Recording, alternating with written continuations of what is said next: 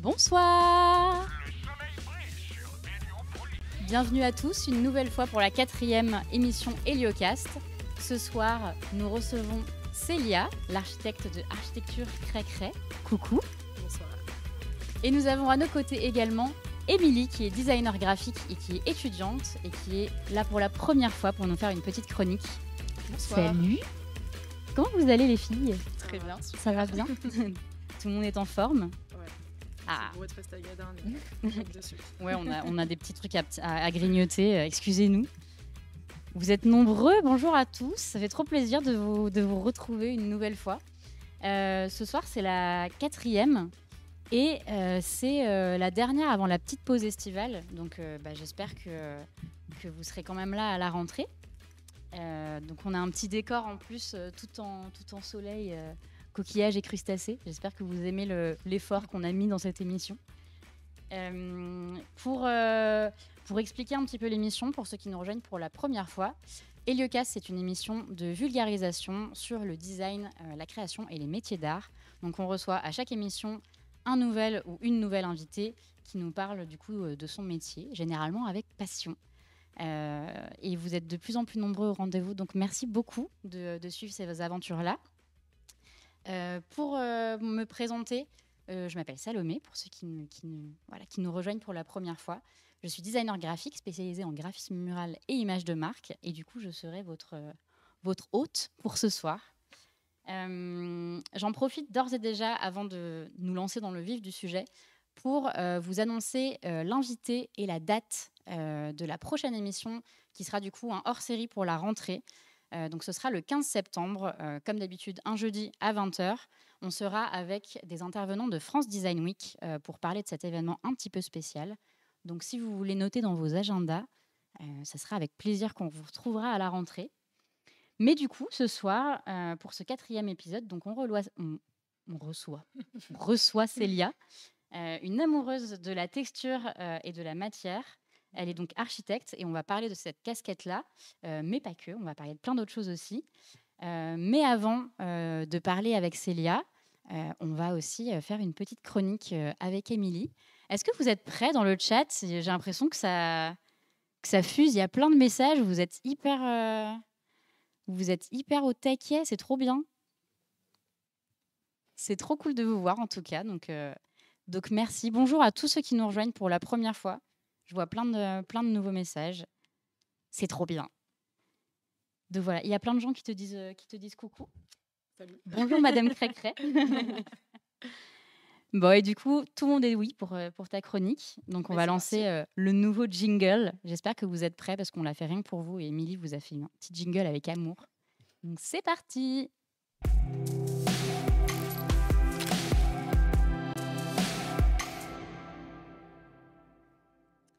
Eh bien, bonsoir encore une fois. Focus, c'est une chronique qui va s'adresser aux étudiants, mais pas que. On va parler des tendances et des mouvements artistiques dans le but de vous apporter peut-être des nouvelles connaissances et d'enrichir, pourquoi pas, vos projets d'école.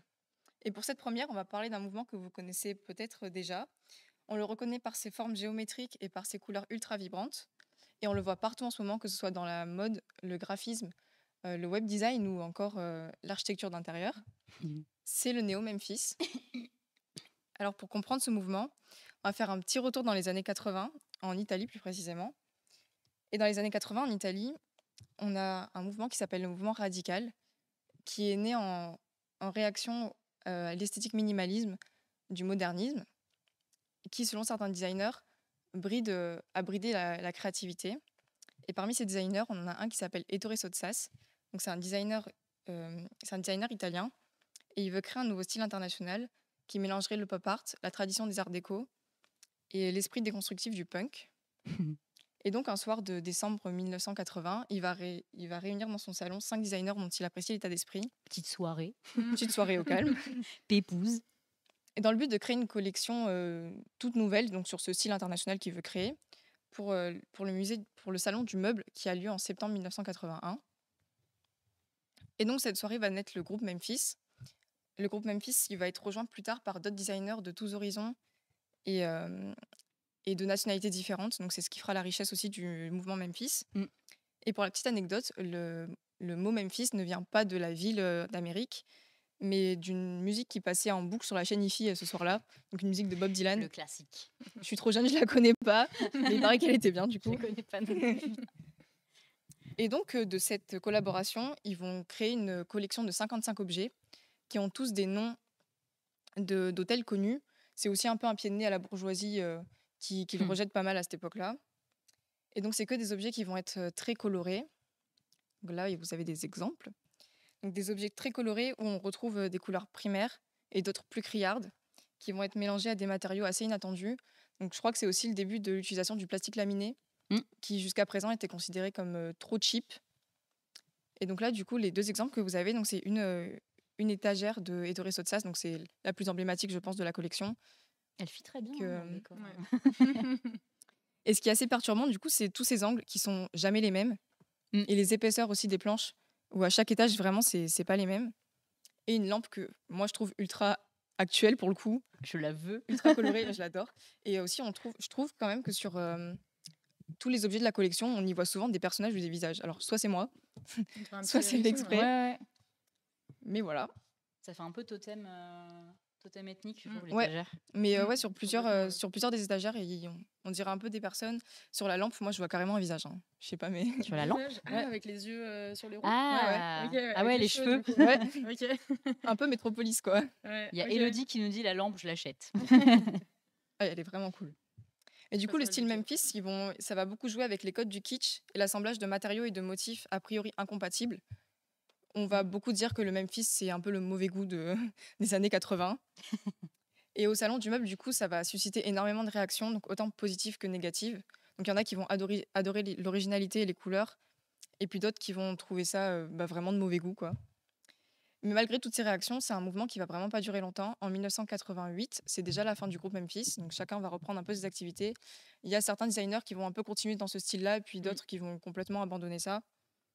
Et c'est un mouvement qui va être très très peu connu du grand public à cette époque, parce que simplement, c'est pas des objets qui sont vraiment faits pour leur première utilité. Donc par exemple, on a une chaise qui tombe sans cesse en arrière si on s'assoit dessus. Et Pratique. même généralement, les canapés sont extrêmement inconfortables. C'est du dur, complètement. Et donc aujourd'hui, le Néo Memphis, il reprend les codes du Memphis et il se modernise de plus en plus. Et surtout, il se décline sur tous les supports. Donc on a beaucoup vu en pattern. Donc là, ce que vous avez à l'écran, des trucs un peu kitsch avec des chats. Ça, on les a Les beaucoup vus chatons. même il y a 5-6 ans.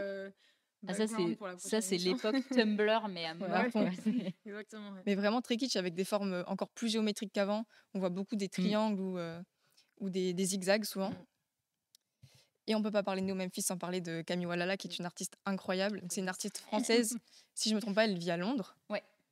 Et elle, moi, j'adore toutes Si les couleurs si qu'elle elle nous utilise. regarde et qu'elle veut venir dans l'émission. En plus, c'est une artiste qui est Avec vraiment plaisir. multimédia. Elle est autant dans le street art, si je me trompe pas, que dans l'architecture d'intérieur. Vraiment, je trouve que son travail est incroyable.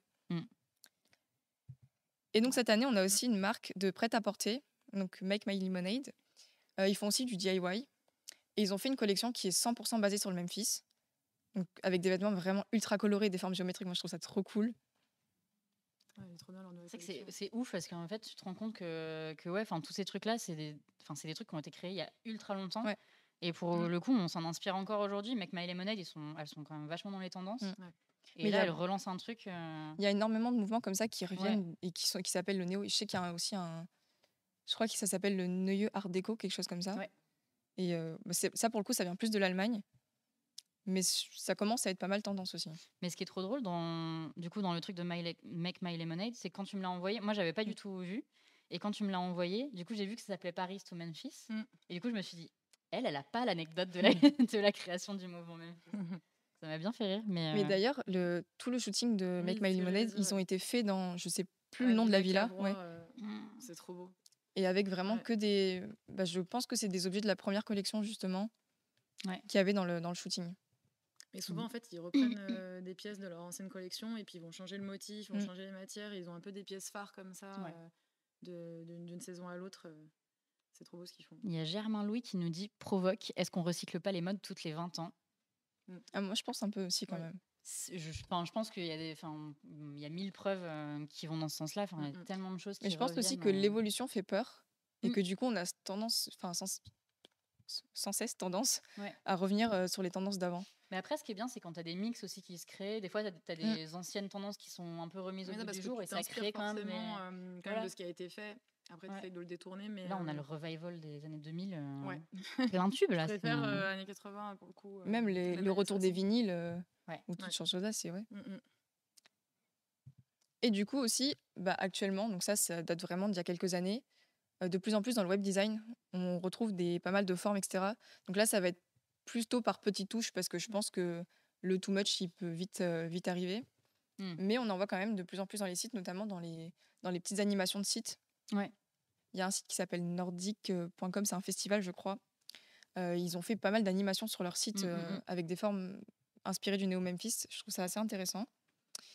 Et en dernière petite recommandation, si ça vous intéresse et que la collection Memphis vous plaît, je sais qu'à Paris, au musée des Arts Décoratifs, désolé, c'est encore à Paris, C'est pas dans le grave. musée des Arts Décoratifs, ils ont une collection en permanente sur le Memphis. Donc, ils ont pas mal, je crois qu'ils ont l'étagère, Oui, ils ont l'étagère, la ouais. première étagère, Ouais. ouais. Et peut-être la lampe aussi, il me semble. Je sais plus. Mais Je crois que je l'avais vue sur le site, mais à ouais. vérifier.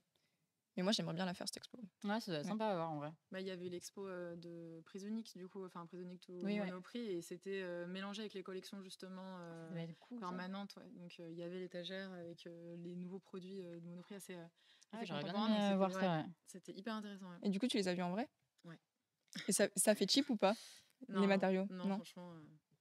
Après, c'est hyper coloré, puis c'est vrai que c'est des aplats lisses, un peu Donc au brillants et final, tout, c'est un donc, peu ce qu'on voit maintenant, quoi. Ouais.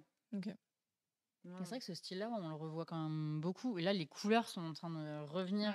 Moi, ce que je trouve le plus fou, c'est qu'avant, ça paraissait de très mauvais goût et Ouais. ultra cheap. Aujourd'hui, on trouverait ça ultra cool, quoi.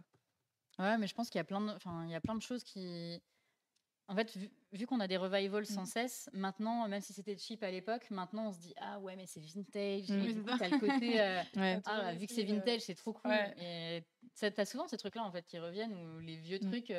D'un coup, ça devient stylé, alors que nos parents, par exemple, ils détestaient. Nos parents, tu leur c'est montres vrai. des vêtements qui Formica et portaient, tout, là, moi j'adore. Et puis, nous, on quand aime je montre à mes bien, parents, vraiment, ils sont en mode, là, c'est notre c'est jeunesse. horrible. C'est vraiment, c'est ringard. C'est du vraiment plastoc. ça.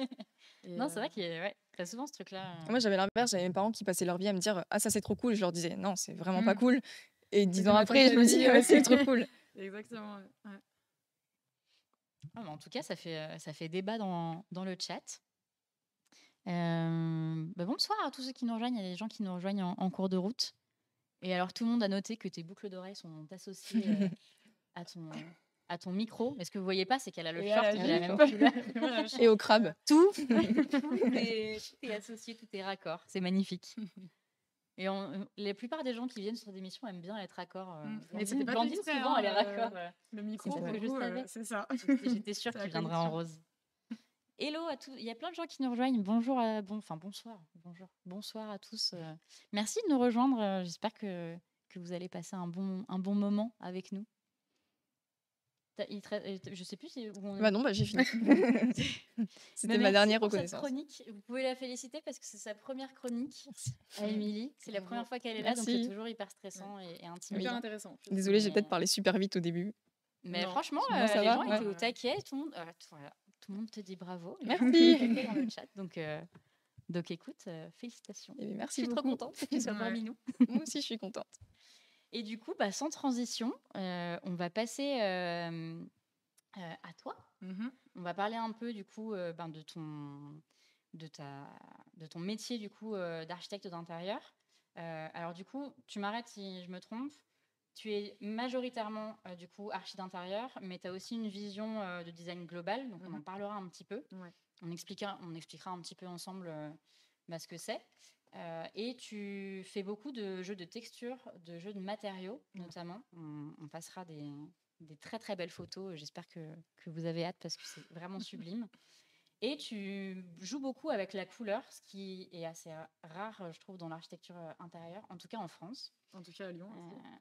Voilà, en tout cas, du coup, souvent on voit des intérieurs très blancs, un peu gris, ou alors du beige. Il y a pas mal de beige ces dernières années. Donc, moi, je sais que j'aime beaucoup, beaucoup les couleurs. Donc, je pense qu'on reviendra dessus. D'ailleurs, on peut faire un sondage dans le chat si les modératrices sont OP pour savoir si vous préférez les intérieurs qui sont colorés, comme on va voir ce soir, ou si vous préférez les intérieurs neutres. Il y a des gens qui adorent la couleur, mais qui préfèrent avoir les intérieurs complètement neutres. Donc voilà, si on peut faire un sondage, je pense que ce serait intéressant les couleurs, ça vieillit peut-être moins bien, non? Mais après aussi, tu peux avoir une base neutre qui est révélée et réveillée aussi par des couleurs toi, dans ton mobilier, dans tes accessorisations. Et ça peut vraiment être nuancé, quoi. Faut pas imaginer couleur comme juste une jetée de couleurs. Et notamment, moi, ce que je prône beaucoup, c'est le monochrome, tu vois. C'est le fait que finalement, les couleurs, elles disparaissent parce qu'elles est utilisée sur tout un volume, tout un espace, plutôt que si tu as un pop à un endroit, c'est là où vraiment ça va se voir. Mais est-ce que du coup, les gens se lassent pas plus vite d'un intérieur qui va être par exemple en monochrome de bleu quand tout En beige? fait, la couleur, après, elle devient une non-couleur. C'est que, par exemple, ça va être, je sais pas, un bleu qui est un peu gris. Et du coup, c'est comme si tu avais un mur blanc. Est-ce que tu te lasses d'un mur blanc parce qu'il est au plafond et au mur? Pas forcément. Ouais. Faut vraiment l'imaginer comme une base où, je sais pas, comme quand tu t'habilles, tu auras une base par défaut, peut-être noir, blanc, beige. Et après, des pop de couleurs.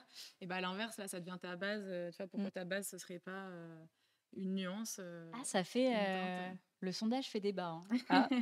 Pour l'instant, le vote n'est pas fini, mais pour l'instant, on est à 58% de personnes qui préfèrent coloré et 42% qui préfèrent neutre. Et parce que je pense qu'il y en a qui ont peur et il y en a qui ne savent pas aussi comment faire. Et c'est là où nous, on intervient. Et c'est pour ça que c'est aussi trop bien de travailler avec des gens qui te font confiance. Parce qu'il y en a plein qui n'oseraient pas. Et juste quand tu leur donnes les cartes et la proposition, ils sont là, ah, mais en fait, c'est incroyable. Et tu vois l'espace autrement. Et après aussi, je sais que nous, on réfléchit jamais la couleur gratuitement. On la réfléchit aussi avec les volumes qu'on va créer ou qui existent. Donc c'est aussi une réflexion, encore une fois, globale. Et tu te dis pas, je mets du jaune parce que j'aime du jaune. Et juste sur un pan où il y a eu un peu une trend, je sais même pas encore le cas, d'avoir juste un pan de papier peint, des trucs comme ça. Et au final, c'est très bien. Il y a le côté motif maximaliste et tout. Mais du coup, finalement, on voit que ton papier peint. Alors que finalement, ta pièce entière, si elle est en papier peint avec des motifs forts, il y a un côté où ça disparaît parce que c'est multiplié. Ok, mais ouais, en fait, c'est pour ça que je voulais t'inviter aussi. Alors, moi, personnellement, je sais que si un jour. En fait, j'aime beaucoup de styles d'archi différentes, mais je trouve que le tien se démarque et je trouve que justement, comme tu le disais, la couleur est jamais gratuite. Donc, on va vous montrer bien évidemment des extraits de tous ces travaux et vous allez voir de quoi je parle. Mais ouais, c'est quelque chose que je trouve qui ressort beaucoup chez toi.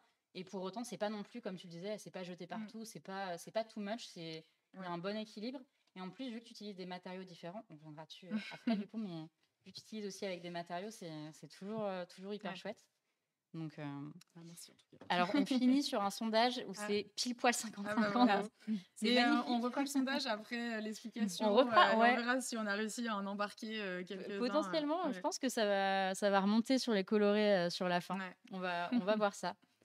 Je vais lancer un petit peu les visuels, comme ça les gens pourront un peu voir ce que tu fais en même temps qu'on discute.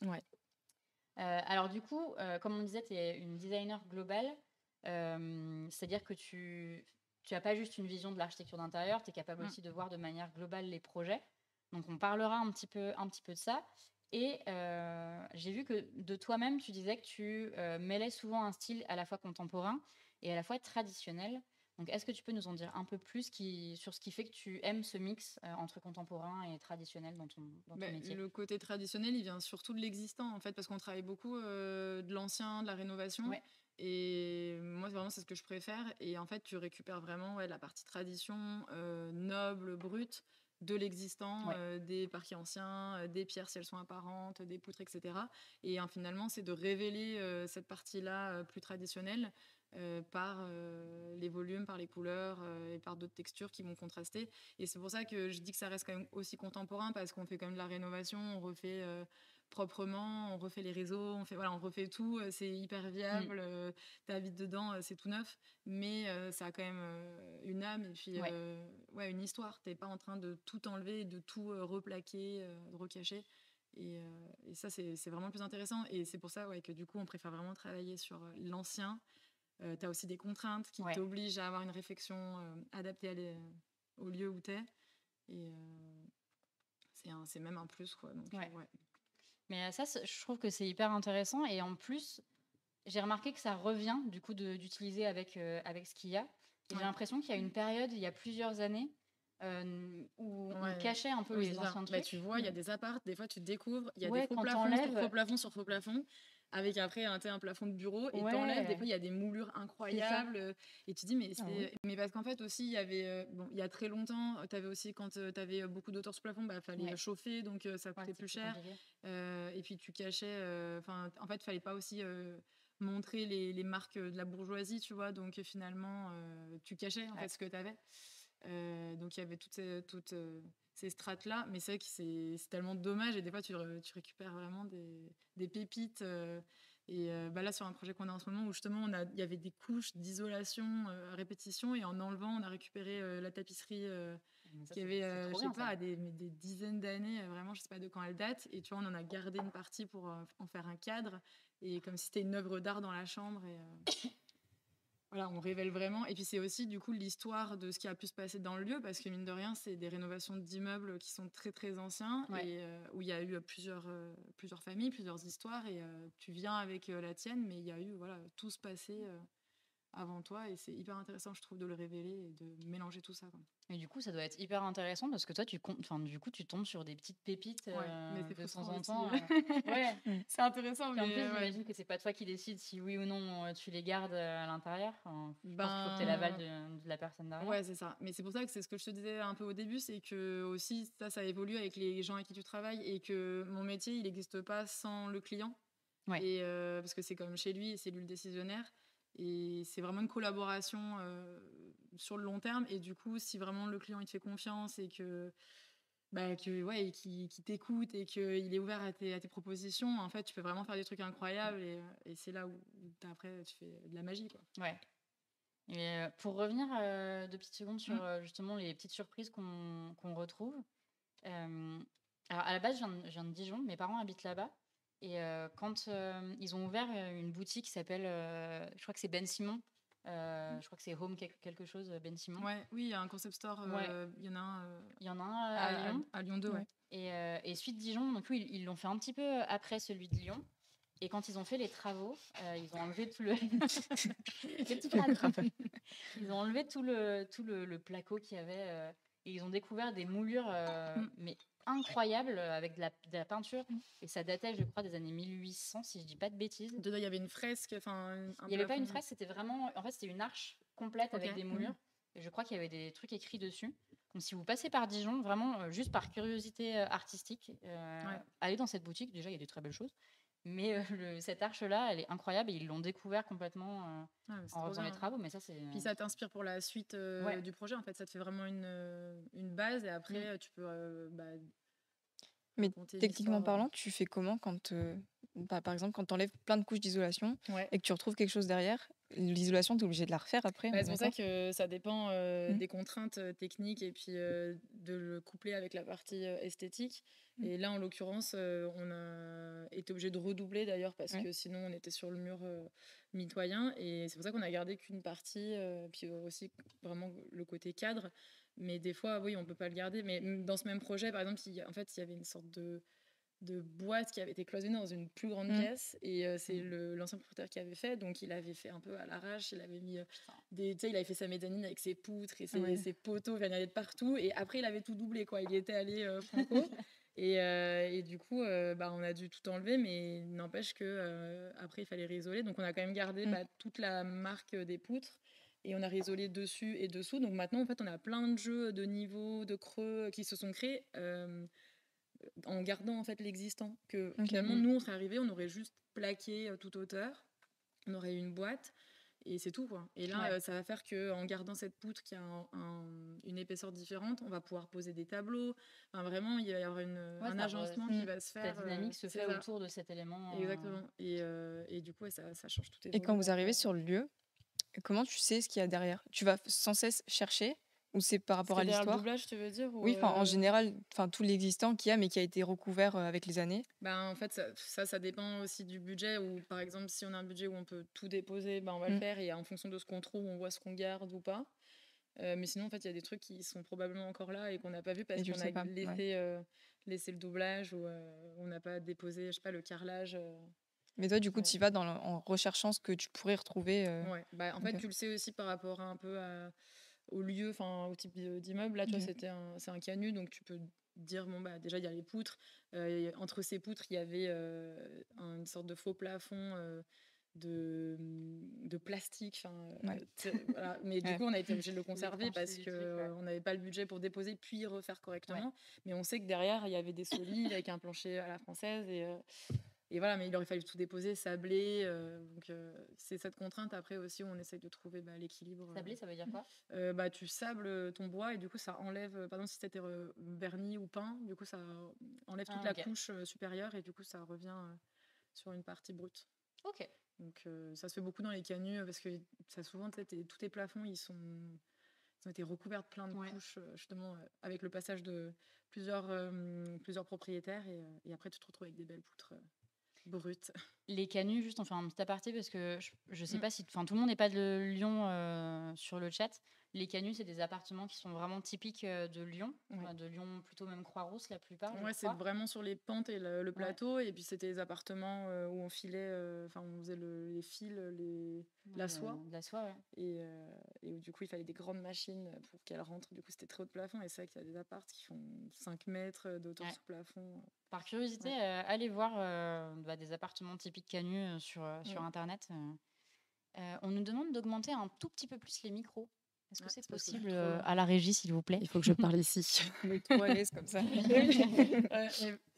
Mais Hop en tout là. cas, alors au début, il y avait des visuels de ton projet Algérie.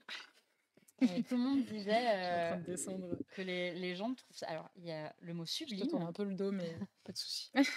Il y a le mot sublime qui a été, Algérie, oui, ok. qui a été dit. Blandine qui a envie de tout repeindre. Alors, tu vois, pour moi, Algérie, c'est un projet qui est pas trop coloré. Non, non, mais en fait, Ouais. justement, c'est ce que la plupart disaient. En fait, il y a un équilibre, Parce que des couleurs et matières. le bleu qu'on voit sur les portes, du coup, il était déjà là, en fait. C'était déjà le bleu de la propriétaire. Et bah, du coup, c'était la contrainte, elle voulait le garder. Donc, moi, par exemple, j'aurais pas choisi peut-être ce bleu vraiment turquoise, tu vois. J'aurais pris un truc un peu plus désaturé, un peu plus sourd. Ouais. Mais vu qu'il était là, en fait, on a fait avec. Et c'est aussi pour ça qu'on a choisi cette tapisserie qui était peut-être plus douce avec le fond blanc, mais qui avait des touches qu'on retrouvait. Et Mais du coup, ouais, ça s'harmonise vachement bien, quoi. Et puis il y a la couleur du couloir qui est un peu beige orangé et qui est complémentaire du bleu. Et du coup, ça fonctionne. C'est un peu notre touch rose et bleu dans toutes ces nuances. Il y a Blandine qui me dit c'est si poétique. Non, globalement, la plupart des gens aiment beaucoup. Et là, je vais commencer de passer des visuels. Ça donne envie de vivre dedans. Bah, ça, c'est un aussi. bon compliment. Et là, je suis en train de passer des visuels du coup de la boutique Avril. Donc, Ok. on est vraiment sur un autre projet. Mais je voulais qu'on en parle un petit peu parce que du coup, j'imagine qu'un projet particulier, professionnel, c'est complètement différent. Et du coup, quelles sont les choses que tu dois vraiment penser différemment par rapport à un projet particulier? Bah, sur le pro, déjà, c'est que tu as du public. Donc, en fait, tu n'as pas les mêmes restrictions, les mêmes normes, que ce soit en termes de circulation, mais aussi en termes de matériaux, parce que tu dois avoir du coupe-feu. Enfin, il y a beaucoup de choses à prendre en compte. Ouais. Et bah, du coup, ça te restreint, en tout cas, sur certains choix. Tu vois, par exemple, là, ce qu'on voyait avec le plafond suspendu, c'est du papier déchiré, mais en fait, ça a été très compliqué de le sourcer parce qu'on pouvait pas mettre quelque chose qui était inflammable. Et du coup, on a trouvé cette référence-là qui est du papier mélangé en fait avec du verre. Donc, du coup, c'est Ça coupe-feu. prend pas feu. C'est pas inflammable en tout cas immédiatement. Et ça, tu vois, d'ailleurs, la personne qui s'en est occupée, elle les a déchirés à la main. Et en fait, vu que tu as les fibres de verre dedans, ça la brûlait et tout. Elle faisait aux gants à la fin. Elle s'est donnée corps et Voilà, âme. exactement. Mais du coup, tu as toutes ces restrictions-là à prendre en compte. Et inversement, tu as plus de liberté parce que tu as plus de budget en général. Tu as plus de concepts. Enfin, tu peux vraiment aller pousser ton concept parce que tu emmènes vraiment les clients dans une expérience et le client qui n'est pas celui qui va dans la boutique, mais du coup qui vient te chercher en tant qu'architecte, du coup oui, il est plus libre de te faire confiance et puis d'y aller plus loin en tout cas dans le concept. Par contre aussi, t'as moins de temps de travaux en général parce que du moment où tu as ton commerce, ton fonds de commerce, il faut que les travaux ça aille vite. Bon, même quand tu même quand tu es en résidentiel avec le temps que tu aies ton crédit, etc. Mais voilà, il y a ça aussi dans tous les projets. Parce qu'en fait, il y a toute une face cachée de notre métier qu'on ne connaît pas, financière, technique, humaine. Voilà, il y a tout cet ensemble-là. Et il y a plusieurs questions dans le chat. Donc d'ailleurs, c'est vrai que j'ai oublié de le préciser en début d'émission. N'hésitez pas à poser vos questions à Célia. Le chat est fait pour là, donc vraiment, n'hésitez pas. C'est le but de cette émission, que vous puissiez interagir avec nous aussi. Donc s'il y a des choses sur lesquelles vous voulez rebondir ou s'il y a des termes que vous ne comprenez pas, vous n'hésitez pas. Il ne faut pas hésiter. Parce que c'est vrai que des fois, nous, on est dans le truc, donc c'est vrai que c'est des choses qu'on connaît. Mais n'hésitez pas vraiment à nous demander. On vous répondra avec plaisir.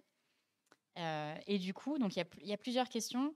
Et la plupart, donc il y a Elsa et Manon qui nous demandent est-ce que tu as eu carte blanche globalement pour le projet Avril, ou est-ce qu'il y avait vraiment une ligne à suivre parce que c'est quand même des boutiques qui existent déjà. Ouais, mais Avril, c'était les meilleurs clients qui pouvaient exister. Parce qu'en fait, ils ont une chef, une architecte responsable dans la boutique depuis quelques années, qui, elle, est responsable du coup, de choisir les architectes qui vont travailler par région. Donc, c'est pas le créateur de la marque déjà qui choisit. Donc, c'est quelqu'un qui a la vision des travaux, des budgets. Voilà, donc déjà, c'est une première étape, c'est rare. Qui a aussi du coup bon goût et qui se permet de choisir des architectes. En tout cas, je le dis pas pour moi, je le dis pour les autres architectes qu'elle a choisis, qui sont incroyables. Parce que vraiment, quand elle m'a choisi et que j'ai vu les autres archis qui avaient fait d'autres boutiques, je me dis mais pourquoi pourquoi je fais partie du lot. Mais vraiment, c'est des concepts différents dans chaque boutique. Et pour le coup, oui, il y a un côté carte blanche où il n'y a pas de brief en fait. C'est plus l'identité de la marque qui est bio, qui est co-responsable. Donc c'est pas de mettre trop de multiplier trop les matériaux, de faire de la perte, voilà, ce genre de choses. Par exemple, nous, le plafond là en l'occurrence dont je parlais, en un moment on voulait le faire en polystyrène pour pouvoir vraiment découper, parce que le but c'est que ça fasse vraiment effet roche brisée. C'était pas au début quelque chose de léger. Sauf qu'en fait, du polystyrène, c'est pas du tout écologique. Donc voilà, on est passé à autre chose après. Et non, en termes de concept et d'identité, en fait, il n'y avait pas vraiment de brief esthétique. Et puis, à la suite de la première présentation, tu vois, elle comprenait l'idée et l'histoire. C'est trop bien pour toi, en fait, parce que du coup, tu es à la fois assez libre, même si tu sais qu'il y a des existants et que du coup, il faut quand même que ça reste dans...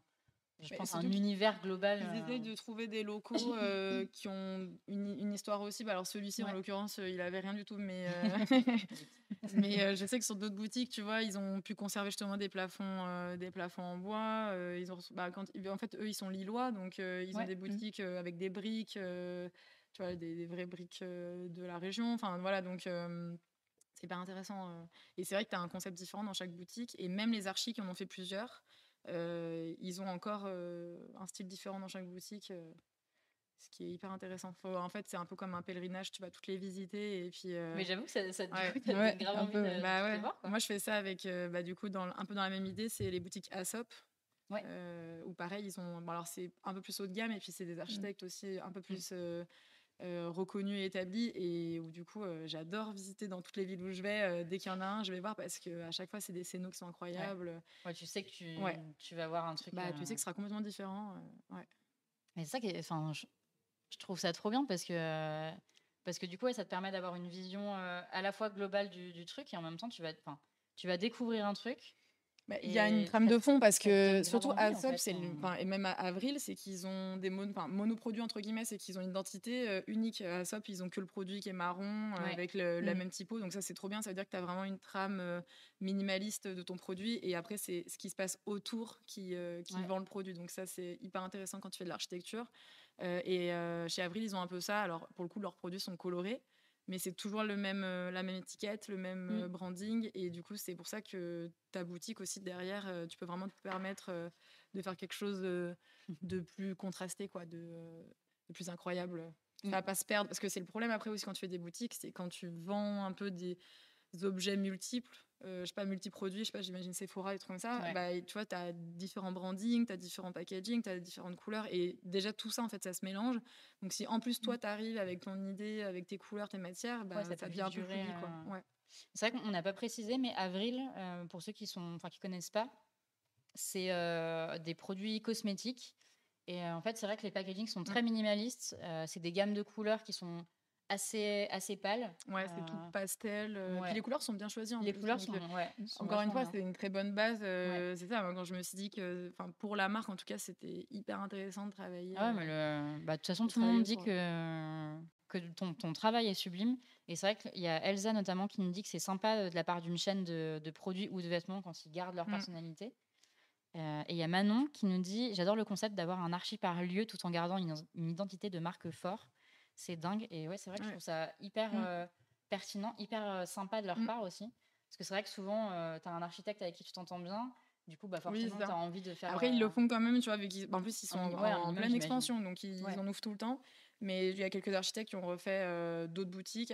Moi, je suis censée en faire d'autres dans la région, mais en fait, ils attendent les locaux. Ils mettent vraiment beaucoup de temps à trouver le local parfait dans le bon quartier. Non, mais c'est puis bien, qu'ils c'est bien qu'ils cherchent prennent exactement. leur temps. Voilà, mais leur du temps coup, parce là-dessus, que c'est quand rare. tu es aussi de l'autre côté, tu as envie de retravailler avec eux, tu vois. Tu Ouais. te dis, bon, bah, c'est super de prendre différents archis, mais en même temps, ça se passe bien. J'avoue que oui, c'est vrai que Ouais. t'as un Tu peu vois, alors, l'ambivalence du truc. c'est ça, tu as envie d'y retourner. Mais c'est pour ça, ils le font quand même. Il y en a qui ont fait peut-être 4-5 boutiques quand même déjà. Ouais. Et puis, mais il y en a, je pense qu'ils ont ouvert déjà 35. Donc, il y a de quoi faire. Et les architectes qui ont fait du coup plusieurs boutiques, ils font toujours la même ou à chaque fois Non, justement, c'est un ils projet font, complètement ils différent? font un concept différent à chaque fois. C'est surtout, c'est Éclat, il s'appelle le studio HEKLA. Et je crois qu'ils sont à Bordeaux de base. Et ils en ont fait pas mal du coup. Mais alors, eux, en plus, région quand même assez étalée, quoi.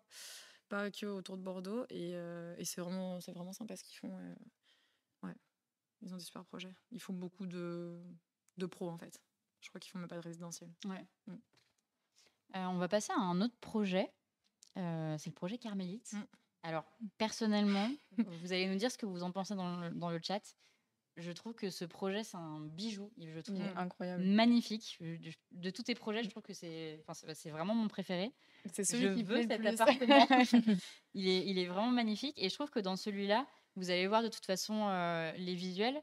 Mais globalement, il y a pas mal de jeux de texture et de matière. Notamment, tu utilises souvent du verre qui a des textures où c'est pas juste une glace.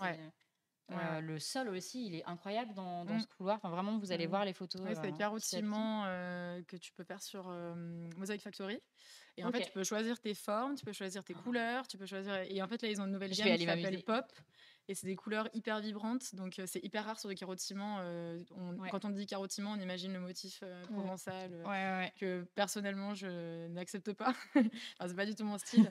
mais du coup, là, c'est vraiment intéressant. Et ils ont toute une gamme, donc carotiment, terrazzo, granito et tout. Et dans toutes les couleurs à chaque fois. Tu peux redire le nom? Mosaic Factory, avec un C. Mosaic. Moi, je pensais que dans ce projet-là, le sol, tu l'avais conservé. Et ben en fait, il y avait un sol existant qui était assez proche dans le style, mais vu qu'on a vraiment tout recloisonné, on pouvait pas garder. Puis il était tout abîmé. Enfin, vraiment, l'appartement, il avait vécu. C'était un appartement familial qui n'avait pas été rénové depuis très très longtemps.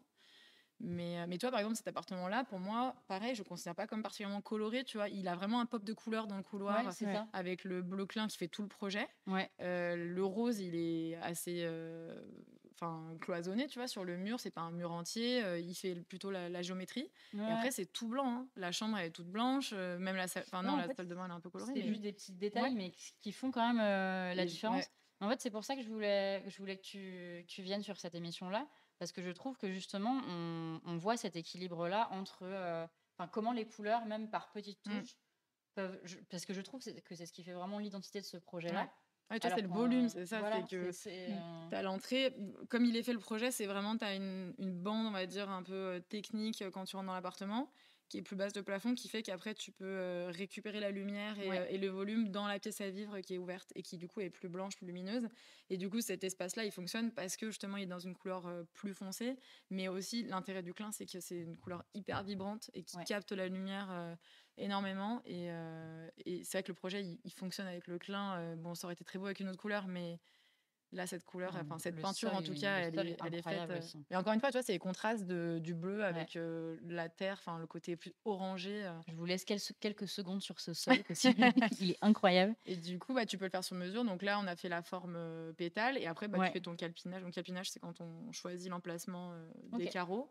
Donc nous, on le fait, on le projette, et après, le carreleur, il fait exactement comme on l'avait dessiné, pour garder quand même le motif qu'on avait imaginé. Ouais. Et c'est vrai que tu vois, le verre texturé, il apporte aussi un Ouais. autre, un autre Ouais, ça, motif. je Ouais. trouve Et ça. ça, c'est parce que les portes existantes avaient déjà le verre armé. Ok. Parce que dans ce projet, d'ailleurs, je sais pas si tu as une photo de la porte qui est vers la chambre, mais Ça doit être c'est dans. une porte verre armé. Et en fait, on l'a enlevée, puis on l'a remise, du coup, on l'a conservée. Est-ce que Donc, je on l'ai? a. Bougez pas, je cherche la dite porte. Je sais pas, parce qu'il y a pas trop de photos. Il y a moins de photos sur cette partie-là, c'est dans la chambre. Donc, Je crois que je l'ai pas, ouais. Mais en gros, voilà, c'est des portes anciennes, tu sais, avec des moulures, et puis tu as une Ouais. imposte vitrée, et dans la porte, tu as un passage avec du verre armé, un petit carreau, et du coup, ben, déjà, ça revient beaucoup à la mode, et puis finalement, c'est très graphique, tu vois, Ouais. c'est du quadrillage, comme tu peux avoir beaucoup maintenant. Et du coup, bah, là, on s'en est inspiré, puis on l'a récupéré pour la Je verrière, trouve ça hyper. même pour les fenêtres de la cour, du coup. Ça te floute Ouais. ta salle de bain, en fait. Tu as quand même la lumière, mais t'as pas de vis-à-vis, au moins. J'adore. Mais c'est vrai que ce projet, il plaît beaucoup. Après, c'est aussi le studio, il est quand même jeune, et c'est un des premiers projets où on a pu vraiment réfléchir l'ensemble jusqu'à certaines pièces de mobilier. Ce qui fait que aussi, moi, quand j'ai fait le shooting, je suis venue avec des pièces, donc j'ai vraiment petit tabouret accessoirisé. rose, là. Ouais, tu vois. Et du coup, c'est la pièce c'est l'association aussi de comment on décore par la suite qui va révéler les couleurs qu'on a choisies. Parce que là, ça aurait pu être accessoirisé très beige, c'est un peu romantique. Voilà, ça aurait été complètement un autre style. Ouais, c'est ça. Donc, c'est Et vrai du que. coup, il y a Elisa qui a une question, et du coup, ça rejoint une question que je voulais te poser, parce que c'est vrai que du coup, le choix des matériaux, Mhm. c'est souvent une partie que les gens, en fait, quand ils voient le résultat, ils voient que le résultat, ils pensent Ouais. pas forcément à tout ce qui s'est passé avant. Il y a Elisa, du coup, qui demande si ça fait aussi partie de ton métier de choisir les fournisseurs et les prestataires des travaux. Et moi, je voulais aussi savoir comment, du coup, tu choisissais ces personnes-là, comment tu choisissais ces matériaux s'ils sont pas déjà présents. Ça fait un peu des Oui, questions du en une, coup, je suis désolée. Non, mais oui, du coup, ça fait vraiment partie du métier, parce que quand nous, on va travailler le projet, alors, j'y pensais en venant, c'est que en fait, il y a des personnes qui vont travailler, par exemple, que sur plan et maquette blanche, par exemple, sur Ouais. la première partie du rendez-vous avec les clients, pour après, du coup, plutôt valider l'espace et après réfléchir matériaux. Sauf que, en fait, je me disais que pour moi, c'était impossible parce que, comme je te disais, l'association volume et teinte, elle va ensemble, en fait. Donc, quand on réfléchit à notre projet, on fait une teinte de couleur, et puis bon, après, on l'affine, mais ça réfléchit dans le volume. Ouais. Et du coup, tu es obligé, au moment de la conception, qui est même vraiment au tout début, de déjà avoir une idée de ton revêtement, de ta couleur, et de savoir aussi si tu peux l'utiliser là où tu veux l'utiliser, quoi. Si c'est sur du sol, si c'est sur un mur, si c'est dans une pièce d'eau, si c'est un plan de travail. Tu as plein de revêtements que tu peux pas utiliser de partout. Donc finalement, quand tu fais ta conception, tu as déjà un peu une idée de tes fournisseurs. Et après, il y a des fournisseurs types avec qui tu travailles peut-être plus souvent parce que ça se passe bien, et puis parce que, par exemple, je pense à Mosaic Factory, ils ont vraiment beaucoup de références, et ça permet vraiment personnalisé. Donc, tu sais que tu as cette référence-là. Voilà. Après, nous, on a un catalogue immense de fournisseurs pour chaque catégorie, suivant le projet. Après, t'as pas les mêmes besoins, t'as pas les mêmes budgets, donc aussi, t'as des fournitures qui vont être plutôt haut de gamme, plutôt milieu de gamme, voilà. Et après, c'est quoi la deuxième question? C'était plus pour les gens avec qui on travaille, non? Plus les artisans. Ouais, si c'était toi qui choisissais du coup tous les Ouais. fournisseurs, les prestataires. Du coup, après, on a certains clients qui peuvent nous proposer des artisans, parce que là, on a un projet justement qui arrive à la rentrée où le client, il avait déjà le menuisier. Et du coup, il nous a dit, je travaille avec lui, donc très bien. Après, si moi, j'ai pas le feeling et puis je vois qu'il ça me convient pas, qu'il travaille pas très bien, je dis non. Parce que c'est aussi la représentation de notre expertise par la suite. Mais non, tu vois, des fois, si les clients, ils ont des artisans, on n'est pas du tout fermé. Mais en tout cas, nous, on a ce package où on arrive, voilà le projet, et on sait le faire derrière. C'est pas juste, tu vends c'est pas juste beau, et puis on n'a pas réfléchi à comment ça se faisait. Ouais, parce que surtout que tu sais, quand tu es à l'école, tu peux faire des missions juste de conception, par exemple. Mais bon, même quand on le fait, on essaye que ce soit viable à la réalisation. Mais par exemple, je sais pas, quand tu es à l'école, c'est vrai qu'on te parle pas trop, en fait, de l'aspect technique, réalisation et mise en œuvre.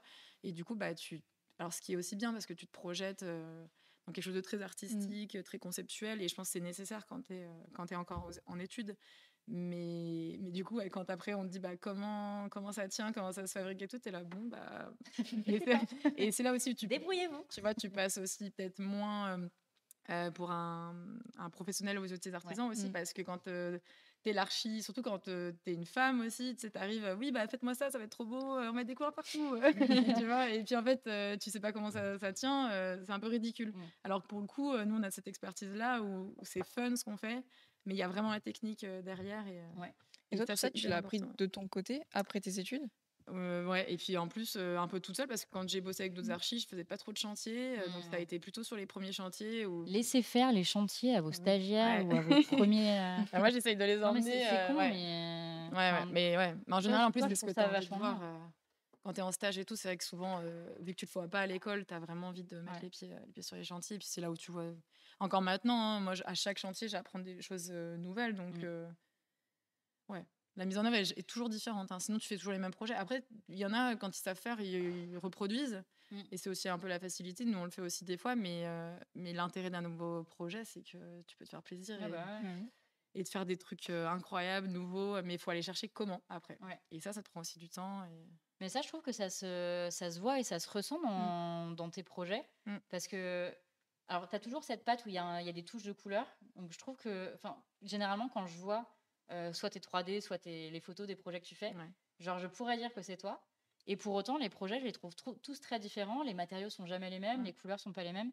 Et c'est ce qui fait que j'aime énormément ton travail parce que je suis à chaque fois un peu surprise par ce que tu fais. Et en même temps, je te reconnais quand même. Et je trouve ça ultra fort de réussir à avoir une identité. Mais ça, je trouve qu'on a réussi à l'affiner petit à petit. Puis, c'est normal. Hein, au début, tu fais un peu de tout, entre guillemets, même si je pense que la couleur a toujours été présente dès le début. Mais c'est vrai que tu affines ton identité. Et puis, forcément, il y a des choses que tu reproduis parce que c'est dans ton inconscient. Mais rien que dans les couleurs, c'est vrai qu'à un moment, j'en rigolais parce que je mettais que du bleu et du rose dans les projets. Mais parce que, et t'as des nuances de bleu et de rose parce que tu mets que rose et bleu. Mais à chaque fois, on se rendait compte qu'il y avait ce contraste-là qui ressortait. Et voilà, c'est un peu finalement ça la signature, mais ça reste sur après des matériaux complètement différents, des motifs. Il y a plein de possibilités. Mais en fait, c'est ça. Dans ton travail, c'est que du coup, on voit un peu différentes possibilités. Et je trouve ça hyper bien. C'est pour ça que je parlais souvent de matière et de texture, parce que dès que je vois un nouveau truc de toi, je dis il y a une nouvelle texture, il y a un nouveau motif, il y a un nouveau truc. Mais ça fait ça, trop c'est pas plaisir à évident voir. parce que, après, moi, je sais que j'ai l'œil partout. Tu vois, quand tu parlais de design global, je le vois plus dans ce sens-là où tout m'inspire. C'est pas que je parle l'archi, ça va vraiment être la mode, l'art en général, en fait. Et du coup, pour moi, le design est global, en fait, si t'es passionné par cette vision-là. Et du coup, t'as plein de choses qui peuvent t'inspirer, de dire, ah, mais ça, en fait, ce serait trop beau dans un projet et tout. Sauf qu'après, comment tu fais pour que ça marche? Là, on a un problème sur une cuisine où on veut faire, je sais pas si tu vois ce que c'est, du métal bleui, du coup. Donc, en fait, c'est un métal. Tu m'en as parlé tout à l'heure, c'est vrai que je suis même pas sûre de voir. C'est inox chauffé, en fait. Et tu sais, ça donne un peu cet effet-là. Un peu chrome, un peu. Tu sais, comme quand tu as une flaque de gaz. Voilà. Oui, de gaz d'essence, du coup. Du coup, c'est cet effet iridescent. Et en fait, ça existe. Si tu as du métal, quand tu le chauffes, plus tu le chauffes et plus il change de couleur. Donc, tu peux créer cette nuance-là sur ton métal. Sauf qu'en fait, on n'arrive pas à le sourcer. Donc, on sait que ça existe, mais personne ne le fait. Tu vois, donc. Du coup, ça répond à moitié. Il y a eu une question un peu plus tôt qui nous demandait est-ce que c'est pas trop dur en ce moment avec les matières premières, est-ce que les clients restent compréhensifs au niveau des délais, parce que c'est vrai, je fais juste un aparté dessus. Peut-être que vous n'êtes pas au courant, mais du coup, il y a eu le Covid. Mais en fait, ça a beaucoup impacté sur justement les ressources en matières premières. Et c'est vrai que du coup, dans le domaine notamment de l'architecture, il y a pas mal de pénuries. Oui, tout ce que c'est ça qui est matière première. En fait, on le ressent plus maintenant. On l'a ressenti un petit peu au début où il y a eu, je pense, tout le monde s'est un peu protégé. Et du coup, il y a eu un pic un peu rapidement. Et là, en fait, il y a une deuxième vague du coup pour la rentrée où il y a des hausses entre 5 et 20% suivant les matériaux.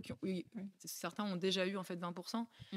Ben, du coup, en fait, oui, tu as des clients qui sont compréhensifs, tu en as qui sont pas compréhensifs, mais ça, c'est sur tous les Ouais, tous sur les tous les points, en projets, fait, qui touchent à un projet, hein. C'est que tu as différentes typologies de clients, donc bah, de toute façon, après, tu as pas le choix, en fait, tu fais avec, hein, donc soit ton projet, bah, tu le transformes et tu le réduis, et tu mets moins de trucs, que tu avais prévus, soit, bah, ton budget, il évolue un peu, mais il faut savoir que quand tu as un projet, il faut être flexible, quoi. Enfin, Ouais. quand tu fais de la rénovation, il faut être flexible parce que là, c'est un très bon exemple sur la hausse des matières premières, mais sur les aléas de chantier, sur les délais, même si on essaye que voilà, tout fonctionne correctement et tout le monde, hein, toute la chaîne des gens qui travaillent essayent que ça se passe bien. Il n'y a personne qui a envie qu'un projet se passe mal ou que ça s'arrête, que personne ne soit payé. Qui aurait envie de Mais faire ça? voilà, donc du coup, ben, tu fais au mieux, mais c'est sûr qu'il faut être un minimum flexible parce qu'il y a toujours des aléas, quoi. Faut partir de ce postulat-là quand on se lance dans la rénovation. Et du coup, alors je rebondis un peu Mm. sur quelque chose que tu as dit un petit peu plus tôt. Tu dis souvent on. Oui. C'est vrai qu'on on a peut-être pas beaucoup précisé, mais du coup, tu as fondé un studio qui s'appelle Architecture Crécré. Mhm. Enfin, Bah, c'est le juste studio Cré-Cré, oui, du mais coup. c'est vrai que Ouais, parce que c'est le compte plutôt... Instagram, c'est C'est Architecture, ça. mais le studio, c'est Crécré. Ouais. Et du coup, tu dis on parce que c'est vrai que tu es souvent entouré. Donc, est-ce que tu veux parler un petit peu du fonctionnement du studio Ben, ouais, parce que du coup, bah, donc Cré-Cré, c'est le studio créatif. Donc, il y a l'architecture, il y a potentiellement bientôt une boutique. Voilà, l'exclu. Vous avez la petite exclue. Et du coup, donc l'équipe qui s'agrandit aussi. Et là, pour le moment, bah, il y a Agathe qui travaille avec moi, qui est salariée. Ouais. Et depuis quelques mois, il y a eu plusieurs stagiaires un peu qui sont passés. Et on a eu un peu un roulement de stagiaires. Donc c'est vrai qu'on est au minimum 3, voire 4 à certains moments. Et enfin, ça a vocation, je pense, à figer un peu l'équipe. Et puis voilà, parce que moi aussi, je suis sur les chantiers, sur les rendez-vous, tu es à droite à gauche, quoi. Donc tu fais de la gestion. Donc bon, Agathe est un peu toute seule au bureau. Donc tu as envie que... Voilà, puis c'est hyper intéressant d'avoir une équipe qui grossit aussi, d'avoir une communauté dans le studio. Et voilà, donc il y a la partie Une archi. sacrée équipe. Ouais. Mais c'est vrai que du coup, ouais, enfin, je reviens dessus aussi. Mais c'est vrai que c'est agréable parce que toi, quand tu as des stagiaires, ils font partie intégrante de ton studio. Tu les fais venir sur les chantiers. Ouais. C'est vraiment un truc. C'est vrai qu'il y a beaucoup de stagiaires qui finalement, bah, on les emmène pas trop sur les chantiers. On leur laisse pas trop voir la réalité finalement Mais parce que leur métier. ça prend du temps. Enfin, après aussi, tu prends des stagiaires, c'est donnant-donnant. C'est qu'ils t'apportent parce que tu peux leur donner des trucs à faire, mais il faut aussi qu'eux, ils aient appris quelque chose en partant. Ouais. Mais je peux comprendre que pour certains studios, quand tu es tout petit ou qu'au contraire, tu es beaucoup plus gros, bah, peut-être que ton stagiaire, surtout quand il y a des roulements, souvent, bah, tu es habitué à ce qu'il y en ait un qui parte, qui arrive, et puis bah, c'est à la tâche un peu dans le coin de la pièce. Et faut les emmener sur les chantiers, il faut expliquer ce que tu fais, enfin tout le process, etc. Donc c'est vrai que ça prend du temps. Et moi, la première, quand tu vois, je les emmène sur les chantiers, mais quand tu es sur les chantiers, bah, tu expliques à tes artisans. Déjà, ça te prend du temps, tu fais tes comptes rendus, tu soulèves les problèmes. Même de pouvoir observer, parce que c'est vrai qu'ils vont pas forcément tous sur les chantiers. T'as pas trop le besoin, le temps d'être là, d'expliquer et tout, et c'est un peu frustrant. C'est vrai que eux, ils arrivent, ils connaissent pas le projet, donc en plus tu les... Ah, mais je pense que ça reste intéressant pour eux. Ouais, après, en tant que stagiaire, enfin, moi, du moins, quand j'étais avec toi, juste de t'accompagner sur tes rendez-vous, même si je prenais pas forcément la parole, c'est incroyable de... Bah, c'est vrai que tu vois la réalité du truc. De pas avoir que la partie créa que tu fais à l'école, mais de voir aussi comment ça se passe, comment vous déroulez vos journées, c'est déjà incroyable. Hein. Ouais, mais c'est vrai que pour avoir été stagiaire... Après, moi, tu vois, par exemple, j'ai jamais fait de stage en architecture. Ouais. Et j'étais en bureau de style. Ok. Donc, bureau de style, c'est... Et ben, ils font ils éditent des tendances, en fait. Je sais qu'eux, ils travaillaient, par exemple, avec Fermob. Ouais. Avec Hermès, des fois, ils faisaient des carrés. Tu vois, enfin, ils faisaient un peu de tout comme ça. Et c'est plus... ouais, tu suis un peu les tendances et t'en fais après un peu du consulting, je pense, auprès d'autres marques. C'est plus de la conception, du coup, c'est ça ? C'était un peu de tout, en fait, parce que là, par exemple, pour Fermob, ils faisaient des coussins et ils faisaient du coup du textile. Enfin, ils faisaient des motifs, des éditions de motifs sur textile. C'est intéressant, ça. Mais pour le faire, tu es censé savoir un peu quelles sont les tendances de l'année prochaine, par exemple, parce que tu es obligé de travailler sur un truc qui est pas encore sorti. Donc, je pense qu'il y avait toute cette analyse aussi du marché. Enfin, voilà, bon, ça c'était l'aparté. mais du coup, oui, c'est vrai que quand tu es étudiant, puis même quand tu es jeune entrepreneur aussi ou salarié, tu as envie de voir les chantiers, parce que c'est la suite de ce que tu dessines, c'est là où ça devient concret.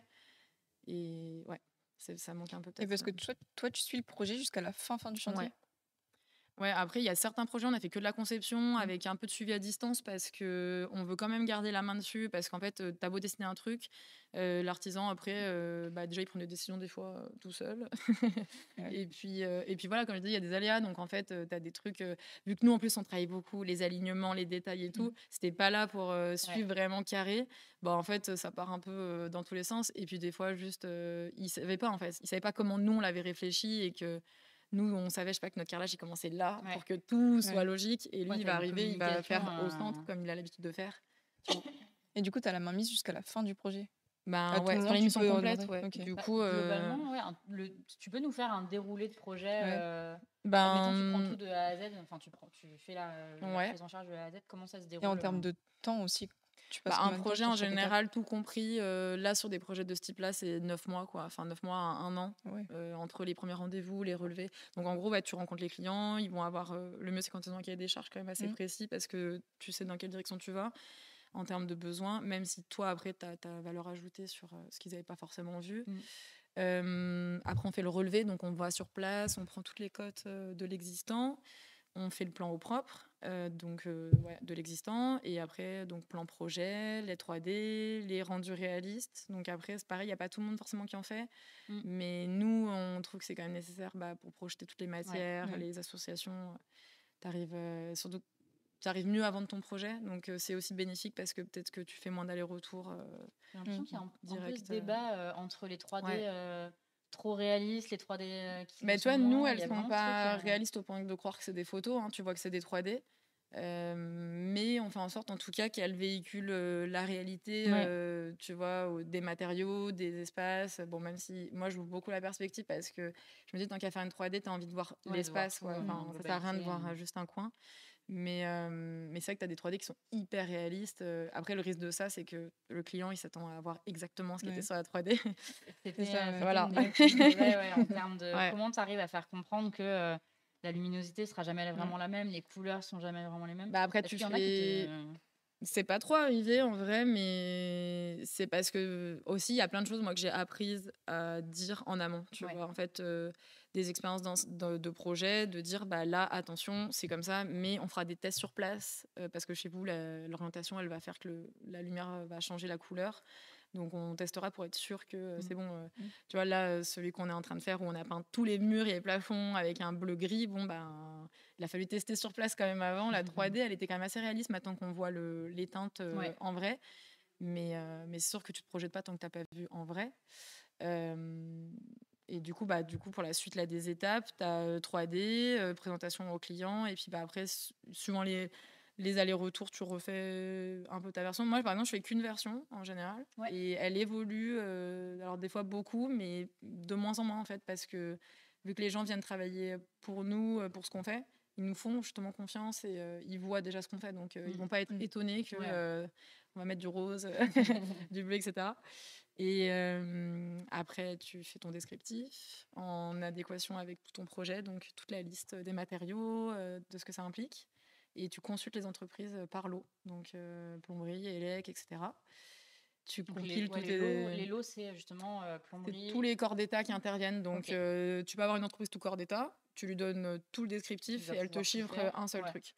Après, en général, tu as un plombier, un électricien, un peintre qui fait plutôt aussi plâtrerie. Nous, on travaille avec quelqu'un, par exemple, qui fait les sols et la plâtrerie et la peinture et un peu d'agencement si besoin. Enfin, c'est moitié entreprise tout corps d'État, donc c'est pratique.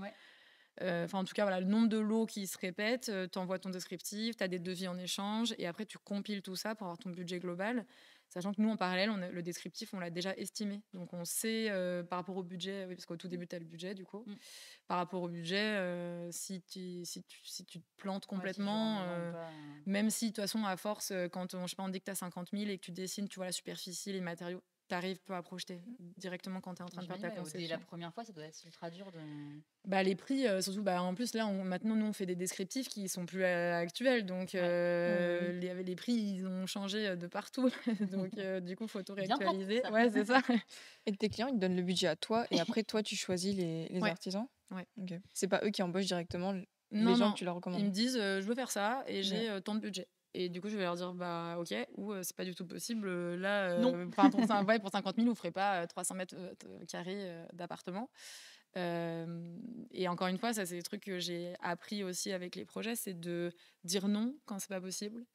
Et aussi de dire, bah, si vous voulez ça, ce sera plus cher. Enfin, vraiment, en fait, de tenir ton chantier, de tenir ton projet et de savoir que c'est toi aussi qui est responsable de ce que tu as dessiné et que tu as l'expertise, en fait. Donc, c'est de dire à un moment, bah non, c'est pas possible ou non, ça coûte plus cher. Mais c'est vrai qu'au début, tu as envie de. T'as envie de faire plaisir, t'as envie que les gens soient contents, donc tu dis, bah oui, on va vous trouver une solution, oui, sauf que... Non, mais c'est ça. Je pense que ça, c'est dans beaucoup de métiers aussi, surtout sur de la créa, je trouve, parce que en général, t'es quand même passionné par ton métier. Donc, t'as qu'une envie, c'est que les gens ils soient trop contents, voilà, que tout le monde soit content. Donc, tu te fais un peu avoir à être trop, à dire oui, trop être gentil.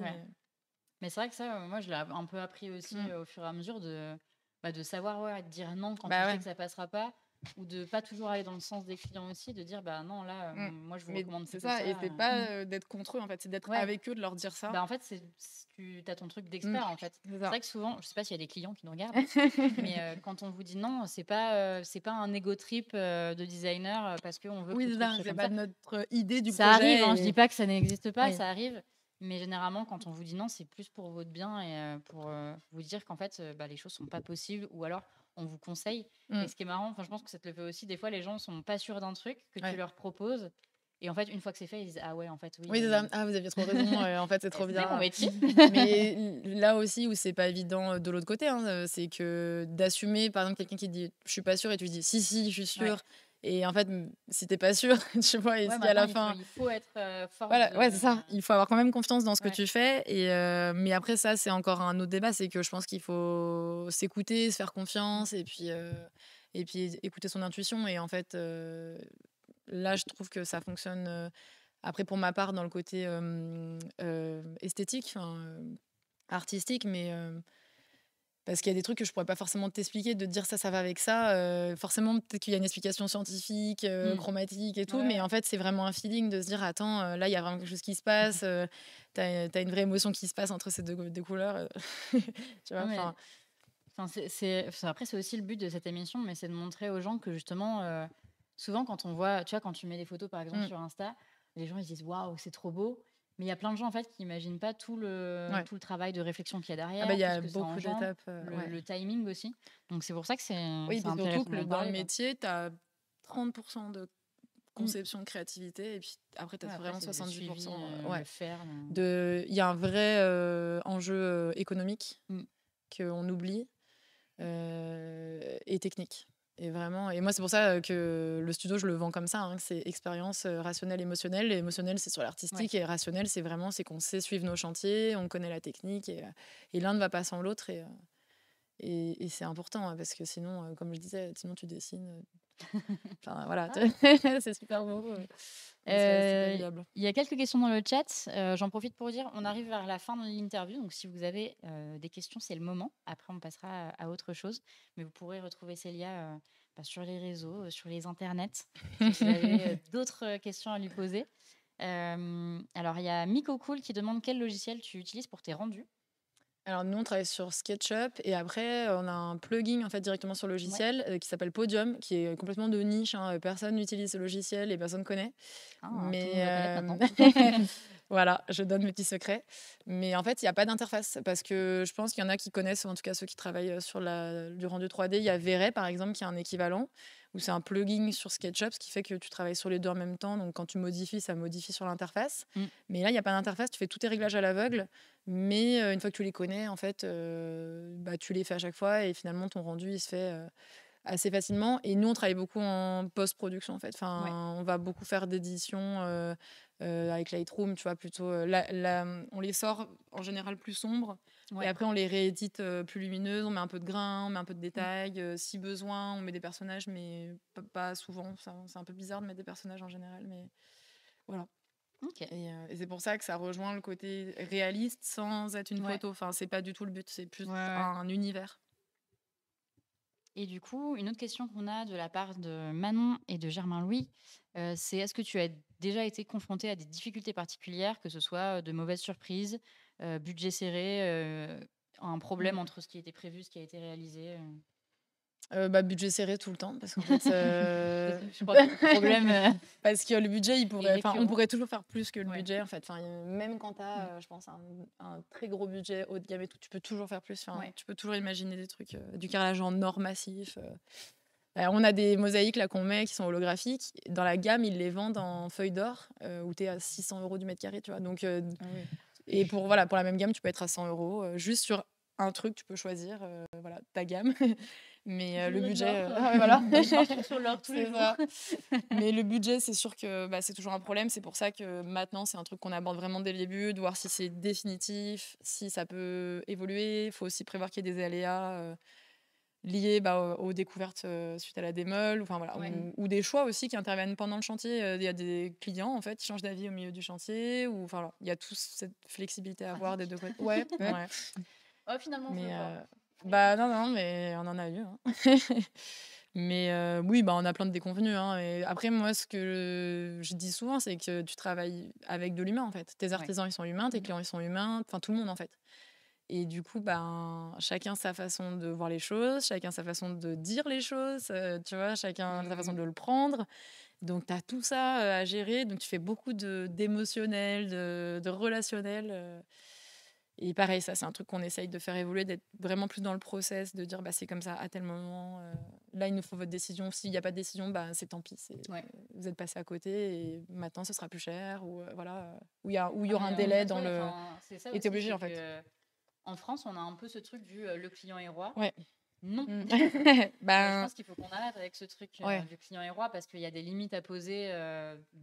Mais encore une fois, c'est pas bénéfique pour le client non plus, en fait, parce que à la fin, le chantier il se rallonge, que le délai aussi, enfin le budget il se rallonge parce qu'il y a eu des problèmes pendant le chantier qui auraient pu être évités. Et du coup, ça n'arrange mais vraiment personne. Donc non, quand, comme tu disais, à un moment, si tu dis non, c'est aussi pour le bien du client et c'est vraiment le bien de tous et de la communauté des personnes impliquées dans le projet. Ouais. Mais ça, c'est un truc qui revient, alors qui est revenu avec d'autres invités et qui revient aussi souvent quand j'ai des discussions avec d'autres personnes dans le design, c'est la notion de... On devient des pédagogues maintenant. C'est-à-dire que de plus en plus, on explique nos métiers et on doit expliquer à nos clients pourquoi on dit non, pourquoi on fait les choses de telle manière. D'un côté, je trouve ça bien parce que ça désacralise un petit peu tout ce côté... Oui, il faut partir du principe qu'ils connaissent pas du tout aussi ce que tu fais et comment tu le fais. Donc, tu es obligé de réexpliquer à chaque fois pour que ce soit clair pour tout le monde. Mais c'est vrai que des fois, tu es obligé d'expliquer des choses qui te paraissent quand même très évidentes. Et de faire énormément de pédagogie, c'est vraiment le terme.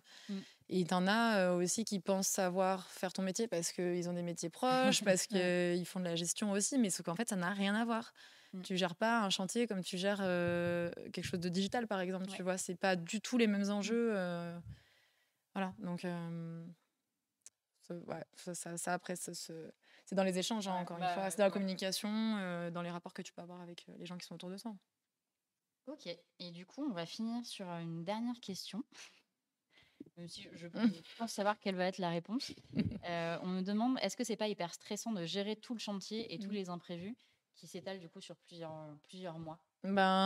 Oui, enfin de moins en moins en fait, parce qu'encore une fois, en fait t'as pas le choix. Donc soit t'arrêtes ton métier parce que vraiment ça fait partie prenante de ton métier, tous les aléas, soit tu fais avec. Et moi j'aime bien quand même cette partie de challenge où tu arrives en chantier et tu sais pas vraiment ce que tu vas trouver, et sur place avec ce qui a été trouvé, il faut trouver des solutions, il faut être efficient, efficace, enfin tu vois, non mais c'est vraiment ça. Et je pense que ça, si t'es pas capable de le faire et de t'adapter toi-même aux aléas, en fait, vraiment en tout cas la gestion de chantier est pas faite pour toi. Il faut faire que de la conception, et c'est possible, tu peux être dans des agences, faire que de l'exé ou de la conception, hein, t'es pas obligé d'aller sur les chantiers. Mais il faut le savoir avant de te lancer dans le truc. Ouais, mais c'est ce que je me disais, où tu vois, moi où je suis sûre à 100% que c'est ce que je veux faire et ce que je veux développer en tout cas, c'est que autant la partie créa et la partie gestion, et puis entrepreneuriat aussi, tu Mm. vois, tout ce qui va dans la gestion avec un grand G, c'est ce qui me plaît aussi, tu vois. Donc ça fait partie de l'ensemble du métier. Ça doit être vachement frustrant quand même de faire que la conception et la créa et de Ben, pas voir la suite. non, hein. ouais, c'est ça. En fait, tu vois quand même la suite parce que quelqu'un a repris. Mais en fait, ouais, c'est ça, t'es plus la tête dedans et puis après, tu passes sur un autre projet. Parce qu'aussi, c'est chronophage quand t'es sur un projet pendant 1 an. Mm. Au début, t'es trop excité, t'es trop content du projet. Et puis bon, après, faut le sortir, faut le suivre. Il y a justement les problèmes qui surviennent, surtout à ce moment-là. Et il faut pas en être dégoûté, quoi. Faut avoir du recul et se dire, attends, ce projet, j'en étais contente et je le tiens. Et quand il va sortir, tu vois, c'est sur la fin en général, quand tu commences à voir les peintures, les finitions, là, tu te dis, ah oui, en fait, c'est trop bien, quoi. Et vraiment, t'en es fier, t'es content de le voir. Mais je pense que le tous voir les vivre. métiers créatifs, quand tu Il y a vois toujours ton le projet creux, en vrai, tu le vois creux que- central, ouais. C'est ça, oui, t'es en mode, putain, c'est long et puis compliqué. Et t'arrives à avoir combien de projets en simultané? Ça dépend parce qu'après, on a des projets complets et puis des fois des plus petits projets, mais en même temps, on en gère 3 à 4, je pense, mais à différentes phases, tu vois. T'es sur vraiment en termes de relevé, des fois t'es sur la fin du chantier, des fois t'es au milieu, donc t'as plusieurs phases qui fait que t'arrives à jongler. Mais c'est sûr que quand je disais la gestion, c'est qu'il faut avoir un process en béton, en fait, surtout quand t'as d'autres personnes qui travaillent avec toi. Ouais. Parce que si ta base elle est pas bonne, quand t'as les problèmes, c'est là où ça part dans tous les sens. Ouais. Ouais. Faut partir du principe qu'il y aura des problèmes. C'est obligé. Non, mais c'est obligé qu'il y en aura. Tu le mets dans Donc ton en agenda. fonction, c'est ça, t'essayes d'avoir un socle qui est bon et qui te permet d'être réactif s'il se passe quelque chose, quoi. Ok. Voilà. Merci beaucoup pour toutes ces questions. On va pouvoir passer à la suite. J'ai une petite chronique. C'est la première fois que je vous fais une chronique. Donc pour ceux qui suivent un petit peu sur les réseaux. Donc je lance une nouvelle chronique et du coup on va vous montrer ça tout de suite. J'adore ce jingle. Comment je peux faire en sorte que vous voyez un petit peu ce qui se passe? On voit un vous petit allez peu au vraiment loin, pas voir, je suis dans le désolée.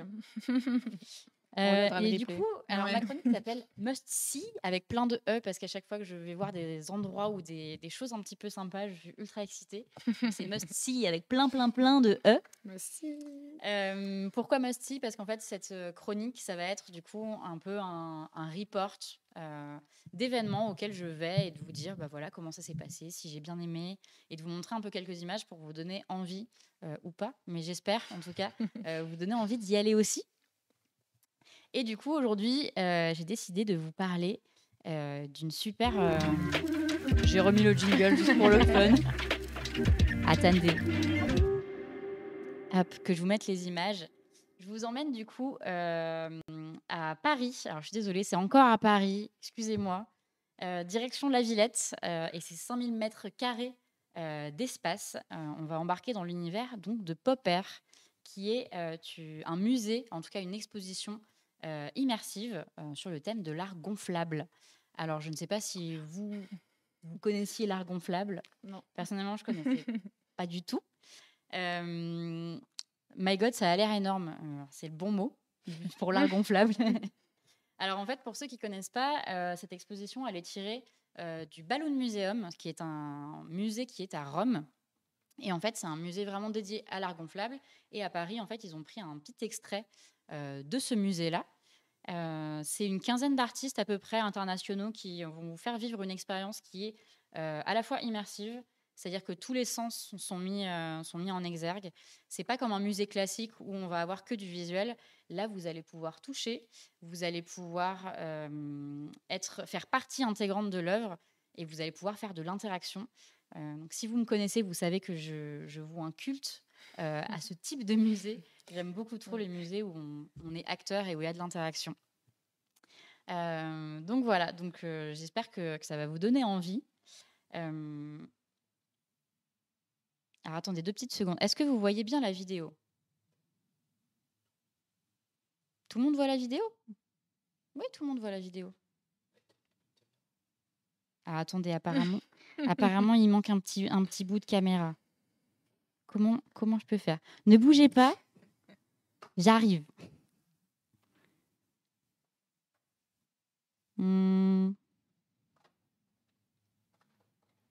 Qu'est-ce qu'il y a? Attendez, la régime fait une carte petite poupie. Don't move. Alors oui, il y a une piscine, je vous en parlerai dans 2 petites minutes. Mais oui, il y a une petite piscine. Alors bougez pas, hein, j'arrive. Ah, mais dès que je suis plus à la régie, Ouais, c'est ça ça. qui marche. Ah voilà, c'est plus Émilie à la régie, il y a des soucis. Non, vous inquiétez pas, la vidéo marche, mais c'est pour que vous voyez un petit peu plus de choses.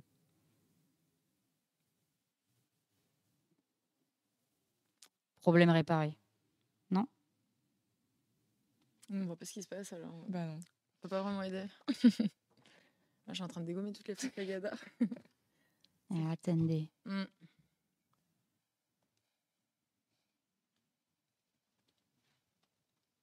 Ah oui, bougez pas, on arrive. J'arrive. Elle arrive, je crois. Les petits J'arrive soucis bientôt. techniques, les amis. Alors, c'est où? C'est là? Mais en tout cas, elle avait l'air trop bien cette expo. Je vais à Paris ce week-end, moi, l'expo du est coup, géniale. Bah ouais, en fait, Elle est incroyable. non, franchement, j'ai trop envie d'y aller. C'est bon. C'est jusqu'à quand? Problème l'exposition réparé. C'est jusqu'au 21 août. Ah, Ah, bah ça va, Parfait. j'aurai le temps d'y Voilà, aller. on va pouvoir repartir. Voilà, du coup, dans le chat, ça se moque de moi. C'est toujours les mêmes qui se moquent. Alors, du coup, je reprends. Donc, du coup, on a une quinzaine d'artistes internationaux. Et donc, vous avez vu. Alors, c'est pas une piscine traditionnelle, c'est une piscine à balles. Donc, vous pouvez vraiment plonger dedans. Encore mieux. Donc, ça, c'est incroyable. Ça s'appelle Hyper Cosmo et je vous parlerai des artistes juste après. Mais voilà, comme vous pouvez le voir, là, c'est du coup notre super régisseur technique qui plonge dedans. Mais voilà, donc c'est vraiment un musée où vous pouvez faire plein de choses, vous pouvez plonger, vous pouvez toucher. C'est un musée qui est complètement instagrammable. C'est-à-dire que c'est fait pour que vous preniez en photo dedans. Ça s'inscrit vraiment dans la lignée des musées instagrammables, vraiment. C'est pas trop instagrammable du coup, non? Un peu trop instagrammable, justement, j'allais en venir. C'est vrai que du coup, les personnes sont autorisées et même vraiment invitées à prendre en photo le lieu. Ce qui fait que du coup, énormément de gens vont en partager sur les réseaux sociaux. Donc, il y a plus des centaines de milliers de partages. Ce qui fait qu'il y a une affluence qui est d'autant plus forte. Mais cela dit, c'est vraiment trop bien. Il y a même dans l'exposition, ils ont mis tout un secteur qui s'appelle la Balloon Street, où vous avez des box avec des décors en ballon, spécialement pour vous prendre en photo. Alors, il faut accepter de faire une petite queue pour prendre des photos. J'avoue, je l'ai fait. Vous voulez changer votre photo de profil, c'est plutôt pas mal. Mais il y a des choses vraiment chouettes. C'est plein j'allais dire d'acteurs, mais d'artistes, tout simplement. Oui, c'est plusieurs artistes quand même différents. Après, ouais. Il y a, je crois que à chaque fois, il y a une quinzaine d'œuvres. À chaque fois, c'est un artiste différent. Il y a des choses vraiment qu'on ne peut pas trop toucher. Il y a des choses vraiment on agit. Du coup, c'est vraiment, vraiment chouette. Mais est-ce que du coup, quand tu y vas, avec toutes les photos qu'il doit y avoir sur Instagram, tu vois encore des choses c'est ça. Quand je me dis trop Instagram, c'est Ouais. dans ce sens-là où en fait. C'est un peu ce qui me faisait peur. C'est un peu ce qui me faisait peur. J'avais peur d'avoir tout vu. Alors, j'ai fait exprès non plus de pas trop me spoiler. Mais en fait, vu qu'en photo, tu as juste le visuel. Quand tu y es, tu as le côté immersif, tu as le son, tu as les couleurs, tu as le toucher. Du coup, l'expérience, elle est complètement différente. Donc, même si ça vous paraît, même si vous avez vu plein d'images, là, je vous ai pas tout mis justement, j'ai fait exprès, mais même si vous avez vu plein d'images, ça reste très différent quand vous y êtes. Et du coup, je vous laisse un petit peu sur ces images-là, mais il y a pas mal de choses. Je vais vous faire un petit topo sur certains des artistes qui étaient présents à ce musée-là. Quand vous êtes dans le musée, vous pouvez vraiment, il y a des QR codes un petit peu partout pour en savoir un peu plus sur l'œuvre et sur les artistes. Ce qui n'est pas du tout le cas sur le site de Popper. Le nom des artistes n'est absolument pas nommé, ce que je trouve un petit peu bizarre. Et là, par exemple, la vidéo que vous pouvez voir, c'est une pièce où là, c'est vous qui êtes acteur vraiment de ce qui se passe. Donc, c'est un ballon immense avec des petits picots et au bout des picots, vous avez des fusains. Les murs, à la base, ils étaient totalement blancs. Et en fait, c'est les fusains, quand vous allez toucher la balle et la faire venir sur les murs, qui va dessiner, ça va faire un peu des gribouillis au mur. C'est assez drôle. On s'éclate quand même pas mal. C'est un truc assez bien. Je vous conseille d'y aller en semaine, tout simplement parce qu'il y a un peu moins de monde. C'est un peu moins cher aussi. En semaine, c'est plus cher le week-end. C'est pour réserver en avance. Alors, ouais, c'est mieux de réserver à l'avance. Après, moi, je sais que j'y suis allée un vendredi après-midi. Il y avait vraiment personne. Il n'y a pas eu besoin de faire la queue ou quoi que ce soit. C'était agréable pour passer. Donc non, vraiment, c'est chouette. On me demande si c'est à Paris. Oui, c'est à La Villette, à Paris. Donc voilà, c'est vraiment chouette au niveau de l'interaction.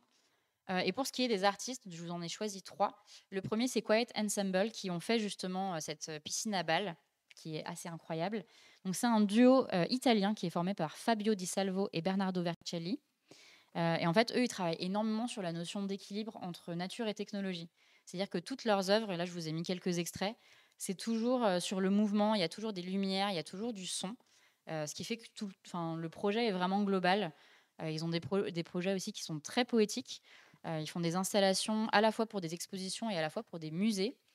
Et ils ont fait notamment, il n'y a pas si longtemps que ça, une installation pour le Salone del Mobile. Peut-être que tu connais Del Mobile.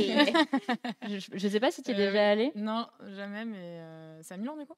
Ouais, c'est à Milan. Ouais. C'est comme salon, oui, maison et objets du coup. C'est ça, ouais. C'est l'équivalent de maison et objets à Milan. C'est vrai qu'il est pas mal réputé comme salon.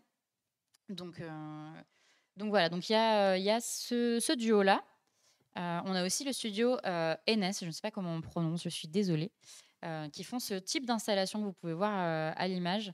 Alors eux, c'est un studio qui a été fondé en 97 et eux, vraiment, ils appuient tout sur la technologie. Donc ça va vraiment être généralement des lumières et il y a toujours de l'interaction. Et leur but, je cite, c'est d'apporter de la joie, du bonheur et de la beauté dans les lieux du quotidien. Donc, par exemple, là, ce que vous voyez à l'image, c'est un hôpital dans lequel ils ont fait intervenir de la technologie pour que les enfants, quand ils attendent soit leurs parents malades ou quand eux-mêmes peuvent se balader, ils ont des choses à faire. C'est pas des murs blancs un peu tristou. Il se passe des choses. Donc, je trouve que le principe est quand même vachement bien. Ça montre aussi que la technologie, c'est pas toujours un truc dénué d'empathie, comme on peut le croire souvent. Et ils ont fait ces installations-là que vous voyez avec des petits yeux qui bougent en fonction du son et des lumières. Donc eux, c'est la première œuvre que vous voyez en arrivant à Paris. Et le dernier groupe dont je voudrais parler, c'est Motore Fisico. Je ne sais pas du tout comment on prononce. Encore une fois, j'ai un accent italien vraiment horrible. Eux, ils sont designers d'espace et artistes. Et pour Popper, donc l'exposition de Paris, ils ont fait une œuvre qui s'appelle Neverending Story. Et eux, ils jouent énormément sur l'optique, c'est-à-dire que ça va souvent être des jeux de profondeur où on ne sait pas trop si c'est infini ou pas. Et à Paris, le projet, donc c'est des balles à l'infini avec des miroirs. Et du coup, toi, tu te vois dans le miroir, en même temps, tu vois ces balles, et du coup, tu as une impression presque de vertige. Donc du coup, encore une fois, même si là, il n'y a pas d'interaction physique, l'interaction se fait par l'optique parce qu'on est un peu happé dans ce truc-là. Donc voilà, il y a vraiment de belles choses. Pour revenir un petit peu sur le concept de cette exposition et du Balloon Museum, les personnes qui ont créé le Balloon Museum, pour eux, ce qu'ils souhaitent vraiment, c'est, et encore une fois je cite, désacraliser l'art sans pour autant lui faire perdre de sa valeur. Et c'est exactement ça, c'est ce que je disais tout à l'heure, contrairement à des musées traditionnels dans lesquels on peut juste voir et on n'a pas le droit de toucher, il ne faut pas qu'on court, il ne faut pas parler trop fort. Là, c'est vraiment une salle de jeu pour adultes. Vous pouvez faire plein de choses. Vous avez le droit et vous pouvez déambuler. Il n'y a pas vraiment de sens de déambulation. Il y en a un au début, mais après, vous êtes assez libre. Vous pouvez revenir en arrière. Vous n'avez pas de timing imposé, sauf dans la piscine à balles. Parce que quand même, vu que c'est la plus appréciée, il y a un peu trop de monde. Pas personne qui sort. Voilà, sinon tout le monde reste dedans. Mais pour le reste, vous avez du temps et c'est hyper agréable de vous balader là-dedans. Donc voilà, je vous la recommande vraiment. Et un dernier point, parce que du coup, je me suis renseignée et je trouvais ça quand même important, sur la notion de durabilité. Quand on voit du coup tout ce plastique, on peut se dire que c'est un petit peu galère au niveau de l'écologie. Mais ils ont fait les choses à peu près bien parce que l'un des partenaires et fournisseurs de l'exposition, c'est de la firme italienne Gemar, qui est une entreprise qui produit des ballons en latex qui sont 100% naturels, biologiques et biodégradables. Donc la plupart des installations vont pouvoir être, sont biodégradables. C'est la première entreprise du genre qui est durable et certifiée. Donc je trouvais ça quand même assez bien pour ce type de projet. Et les œuvres qui, elles, n'ont pas été faites avec ce matériau-là seront dégonflées et seront réutilisées pour d'autres expositions. Donc pour l'instant, rien n'est jeté. Donc c'est toujours un petit plus, c'est toujours apprécié. Donc voilà, je trouvais ça important d'en parler. Donc est-ce que c'est un must-see ? Pour moi, oui. Si vous avez l'occasion d'y aller, c'est vraiment chouette. Je crois que c'est entre 18 et 20 euros l'entrée pour les adultes. Donc c'est un coût, mais je vous assure que vraiment, c'est vraiment chouette. C'est une attraction limite. Ouais, c'est vraiment ça. c'est C'est un peu une ça. attraction et c'est hyper bien pour les enfants, c'est hyper bien pour les adultes. Donc vraiment, voilà, je vous le recommande chaudement. Et si vous souhaitez y aller, donc c'est ce que je disais au début, vous avez jusqu'au 21 août. Donc voilà, vous avez encore un bon gros mois pour y aller, pour découvrir ça. Et n'hésitez pas à me dire du coup ce que vous en avez pensé et si vous pensez que c'est un must-see ou pas. Donc voilà, j'espère que ça vous a plu, que ça vous a donné envie d'y aller. Et puis, une fois n'est pas coutume, après cette petite chronique live report, enfin pas live, juste report, on va passer au jeu. Yes. J'espère que vous êtes chaud parce qu'en plus, aujourd'hui, on fait revenir le jeu Pantone et je sais que vous Ah. voyez beaucoup. J'avais trouvé ça très compliqué. Alors, Quand j'ai on a vu, fait un petit ouais, écart. j'ai vu jouer, je me suis dit, oh, tu fais ça. J'ai tenté tout à l'heure de dire. J'ai des modérateurs Ah ouais. logos qui mettent les prix de l'exposition. Vous êtes vraiment au top. Non, mais par contre, c'est très drôle quand même. Est-ce que sur ton ordi, on peut mettre Ah du coup, oui. la petite webcam ? Parce que attendez, on upgrade un peu la technique. On va Ouais, essayer de bien vous entendu. montrer un peu plus facilement ce qu'on fait que sur notre grand tableau qu'on Est-ce avait que- la dernière fois. Du coup, on a que ma webcam. De quoi On a que cet écran-là. Les autres caméra seront en route, Ok. mais on mettra celle-ci quand on montrera du coup les. Je laisse ma régie technique s'en occuper. Alors, pour ceux qui n'étaient pas là à la première émission, le jeu Pantone, il est assez simple dans les règles. Il est un peu moins simple dans l'exécution. C'est surtout la logique de chacun. Exactement. C'est surtout ça qui m'inquiète. Exactement. Alors du coup, le jeu Pantone, alors je ne sais pas si vous allez bien voir, en gros, on a plein de cartes de couleurs et on va piocher des cartes sur lesquelles il y aura des noms de personnages de la pop culture. Et le but, c'est avec seulement 5 cartes de couleurs, de recréer un personnage. Ça peut être, alors ça doit être par les couleurs, ça peut aussi être par l'emplacement des cartes, donc l'emplacement qu'on donne. Donc on va faire ça. C'est toujours un peu long pour la mise en place de celui-ci, donc restez avec nous. Alors, technique de feu. Ah oui, on a évolué. Alors, on a une petite planche qu'on va vous montrer. Et du coup, pour chaque carte, il faut mettre un petit bout de scotch. Parce que les ardoises ne sont plus aimantées, les amis, ça me rend Ah. dingue. Parce que ça, c'est des aimants. Non Non, c'est juste des cartes, mais je pensais que ça serait aimanté sur les petites Ouais. ardoises et pas du tout. Et je suis... Attends, c'est moi qui commence, ça veut dire Ah bah oui, honneur à toujours. Ça va être à toi de piocher une carte. Alors, il faut piocher... Alors, si je dis pas de bêtises... Oui, c'est ce tas-là. Sinon, ça, c'est des choses impossibles. Alors, pioche pas celle-ci parce que je viens de la voir. Mais du pixel art, tout à fait. Complètement du pixel art. J'espère que vous êtes au taquet pour le jeu. choisisse celui que je veux. T'as le nom en haut et en fait en bas c'est des oui, ok. indices. Donc c'est si on trouve pas, tu peux nous donner Ok. des indices un par Ok. un. Et t'as droit à 5 cartes maximum. Sachant que normalement il y a assez de couleurs. Et du coup, ouais, tu peux les Je scotcher. constitue et je vous montre. Exactement. Ou vous regardez en même temps. On On regarde en même temps. Là, c'est pour envie ça que je dois la d'attendre. redresser. Non, bah nous on va voir et une fois que tu auras fini, nous on va Est-ce que tu veux que je te montrer découpe les à la scotch au caméra. passage J'en prends un. Ok. Il y a beaucoup de personnes qui m'ont demandé aussi d'où venait le jeu. Je l'ai simplement trouvé sur internet. Vous tapez jeu Pantone et il y a plusieurs sites de jeux de société qui le revendent. Il a une 30aine d'euros, mais il est quand même pas mal drôle. Donc il fait toujours son petit effet en vrai, ce petit jeu Pantone.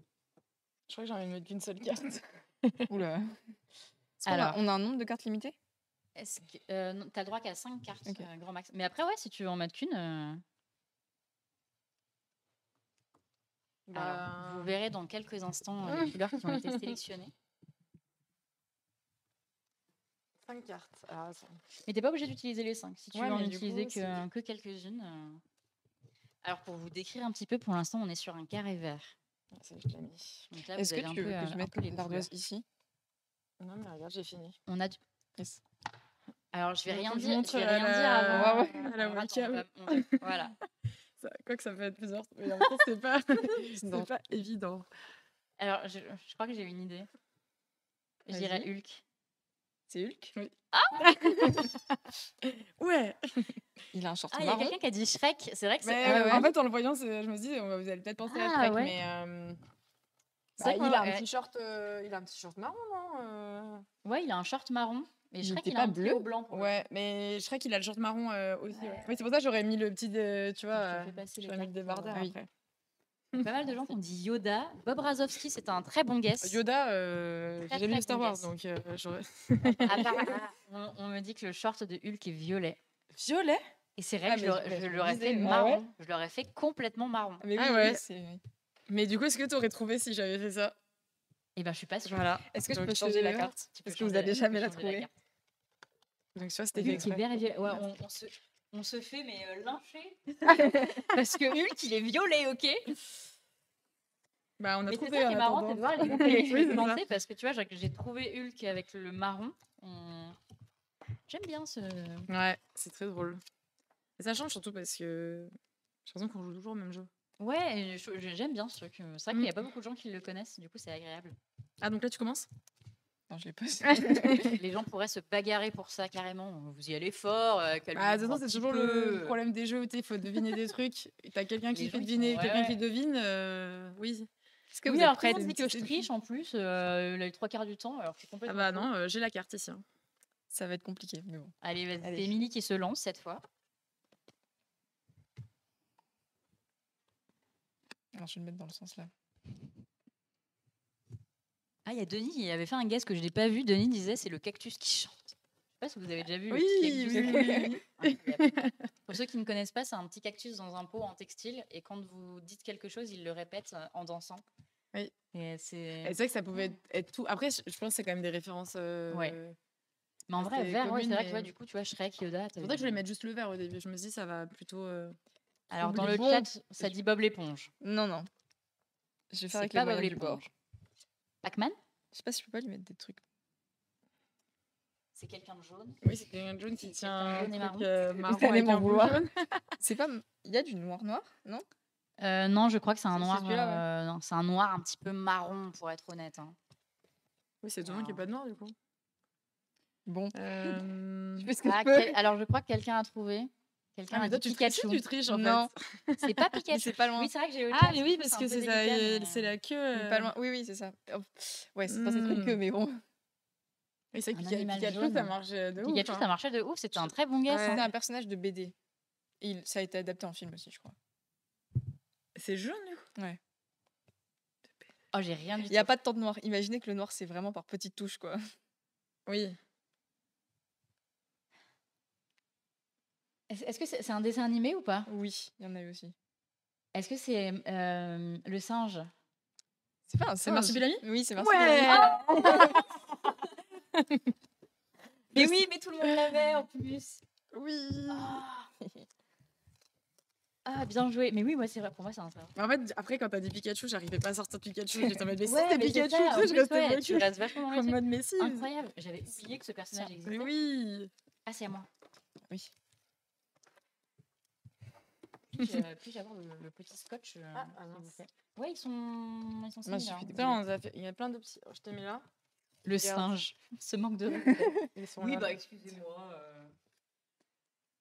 Oui, parce qu'on peut mettre que 5 cartes, de toute façon, donc on a Ouais. juste 5 morceaux de scotch. Ouais. Hop.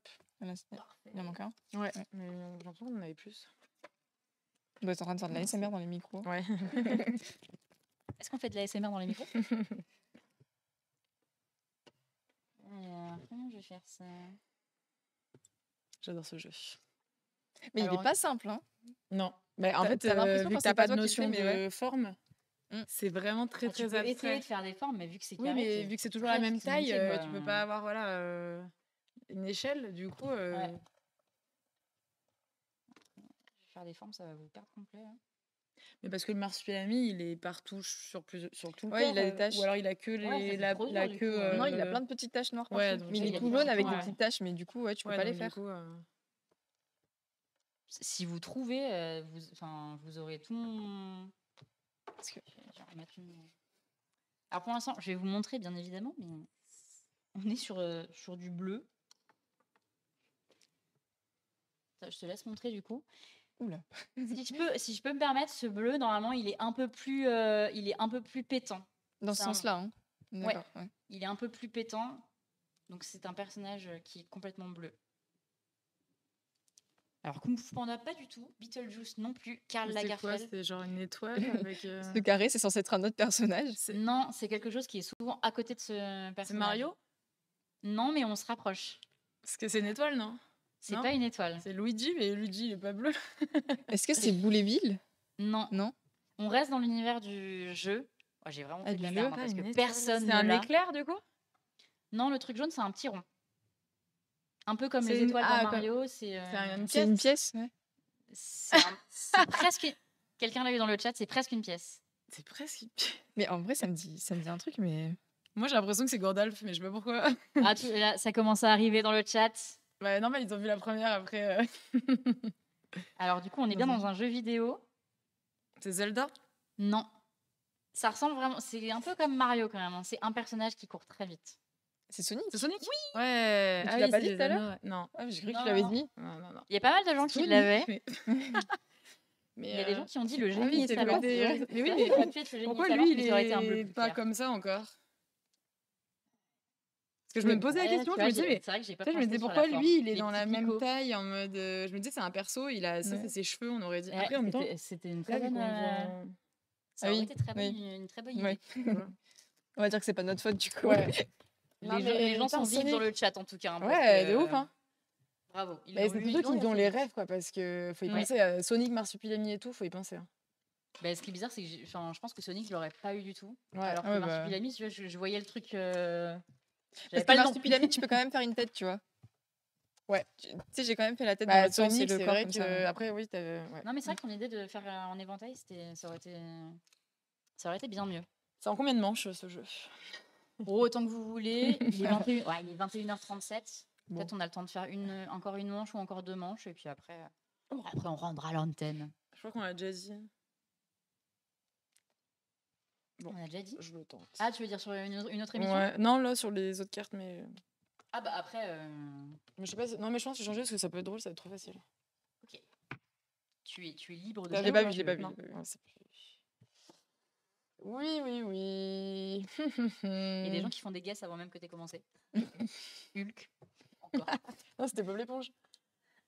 Ah. Bob l'éponge, j'allais faire jaune avec ouais. un short Ouais, orange, enfin un short marron. Ça allait être un peu. Bob l'éponge, je pense que c'est un des plus faciles à trouver. Clairement. Ah non, attends, j'ai plané là. On est sur du noir. Je change d'avis. Ah, on est sur du Ah, beige. finalement, du beige. Le changement radical. Bipolaire. Alors, du beige, deux cartes beige, so far. Et quand même du noir. Ah. Un sandwich. Ah merde, j'avais déjà mis un. C'est pas l'échelle. Hein. Je vois un sumo d'ici. Et je vais Attendez, faire on ça à va côté vous pour montrer dans quelques l'accessoirisation. Oh, je crois que je l'ai. 1, 2, 3, 4, 5. Ah putain, je peux Alors, pas, ça. montre à laquelle. Je pense que je l'ai. Ah, attends. Oh, yes. Est-ce que le truc à côté, c'est un lasso? Non, mais c'est possible que ce soit un lasso. C'est pas Indiana Jones? Non. Ah, j'étais tellement sûre que c'était Indiana Jones. En fait, il faut que c'est une noir. tête Hein. Les trucs, c'est noir. Hein. C'est pas marron. Est-ce que c'est un personnage de jeu vidéo? Je vais voir si je le mets un peu. Alors, il y a des gens qui disent Borat. Non. René Lato. C'est les Camille Dalton? Survivant. Non. Mais en fait, je peux pas avoir une 6e Tarzan? carte. Allez, vas-y, utilise une 6e carte. Mais ça va. Non, parce que ça sert à rien. Ça va. Mais sinon, t'as des indices sur la carte. Est-ce que c'est un personnage humain? Ouais. Mais peut-être un peut-être humain. c'est plus ça qu'il faut garder un peu comme. Est-ce que mon régisseur peut couper la caméra principale, s'il te plaît? Vous inquiétez pas pour les caméras, quand il n'y a plus de batterie, c'est normal. À chaque fois, c'est la même chose. Alors, quelqu'un nous dit Lucky Luke. Non.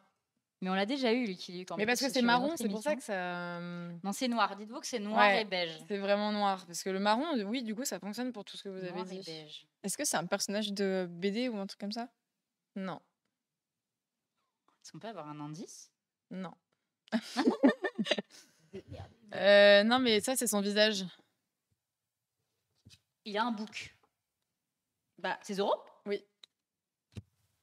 C'est son masque. Incroyable. Je ne peux pas prendre tout le crédit parce que quelqu'un, longtemps avant, a dit Zoro dans le chat. C'est le masque de Zoro, là. Mais en fait, il est trop bien fait. Au moment où tu m'as dit bouc, j'ai Et ça, c'est son petit cheval. cheval. C'est son petit cheval. Ah oui. Mais tu vois, s'il était peut-être... Ouais, c'était donc Zoro. Voilà. Mais bravo. Mais c'est pas l'échelle, quoi. Il a une énorme tête avec... Mais c'est ça qui est trop dur. Ouais. Et après, je pense que quand tu as l'habitude un peu du jeu, peut-être tu... J'y joue que sur ce plateau. Hein. Ouais. J'y ai joué que 2 fois. Non, mais du coup, peut-être que tu projettes en te disant, attends, je rééquilibre les échelles, quoi. Il y a quelqu'un qui est en train de chanter le générique dans le chat. Le signe du point de l'épée. Oui, parce que alors, si je vais chanter Zoro, là... C'est d'une vieillesse. J'ai pas, pour le coup... Alors, il y a Mr. Phaser qui dit mais le cheval est noir. Oui, en fait, les cartes. Oui, enfin, si je faisais tout c'est noir pas et marron, beige mais en voilà, plus. ça va.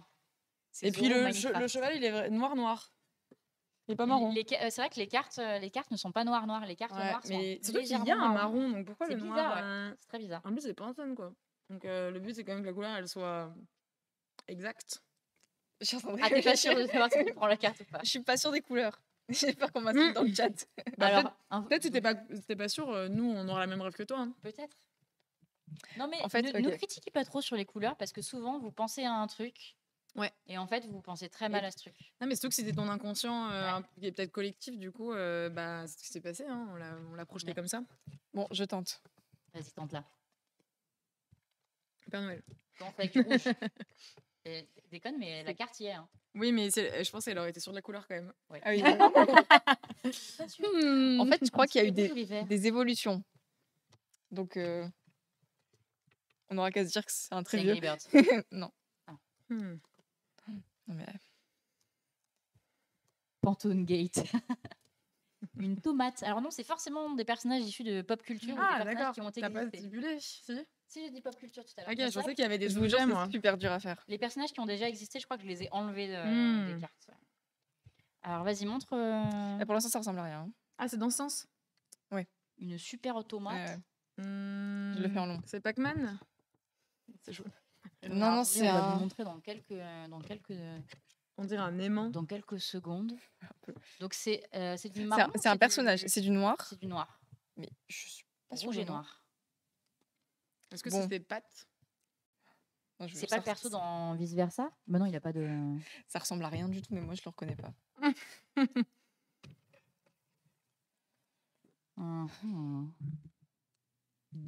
Quichette de Toy Story. Quichette de Toy Story? Non, est-ce qu'on changerait pas de carte? Deadpool, c'est pas loin. C'est pas loin. Ah, quelqu'un dit Spider-Man. Oui.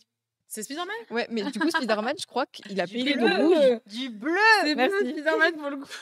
On devient les gens du chat horrible. C'était du bleu! Mais parce que j'étais pas sûre, pour moi, c'était anciennement qu'il était bleu. Ah, il y a quelqu'un qui a dit le Hulk rouge, je sais pas.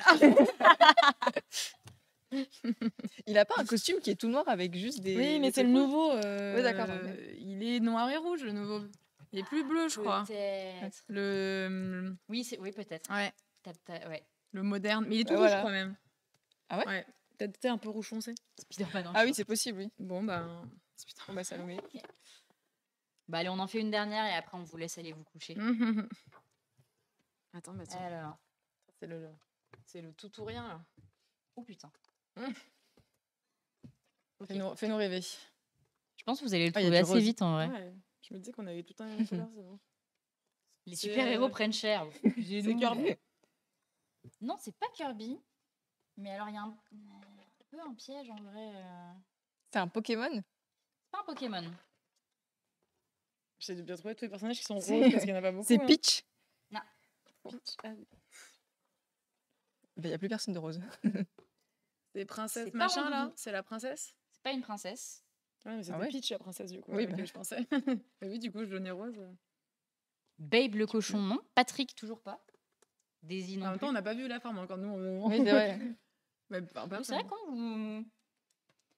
Alors, je vous laisse montrer ça. C'était Cendrillon Il y a plusieurs personnages. Aïe. C'est Ah, une série de personnages. Porcinet, non. Peppa Pig, non plus. Bien que la carte Peppa Pig existe dans ce Porcinet, jeu. ça le fait bien. Hein.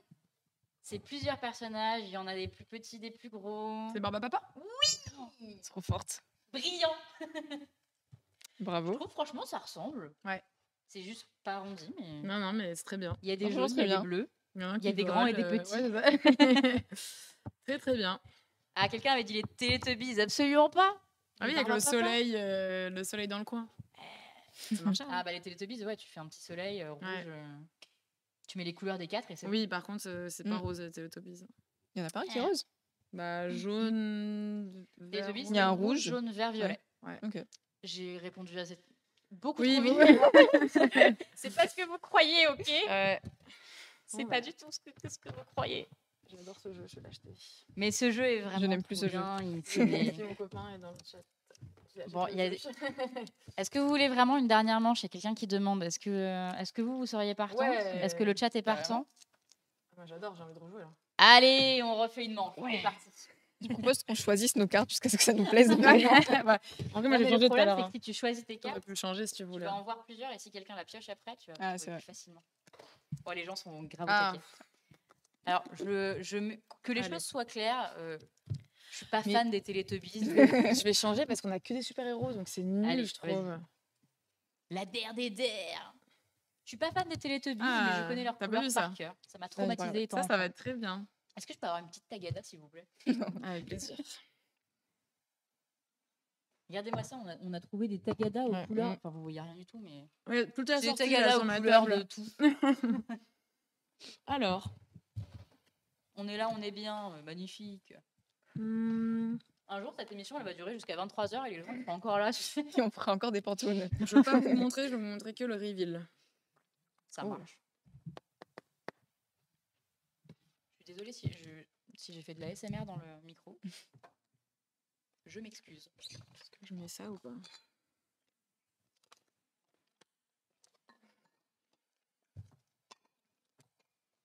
C'est bon.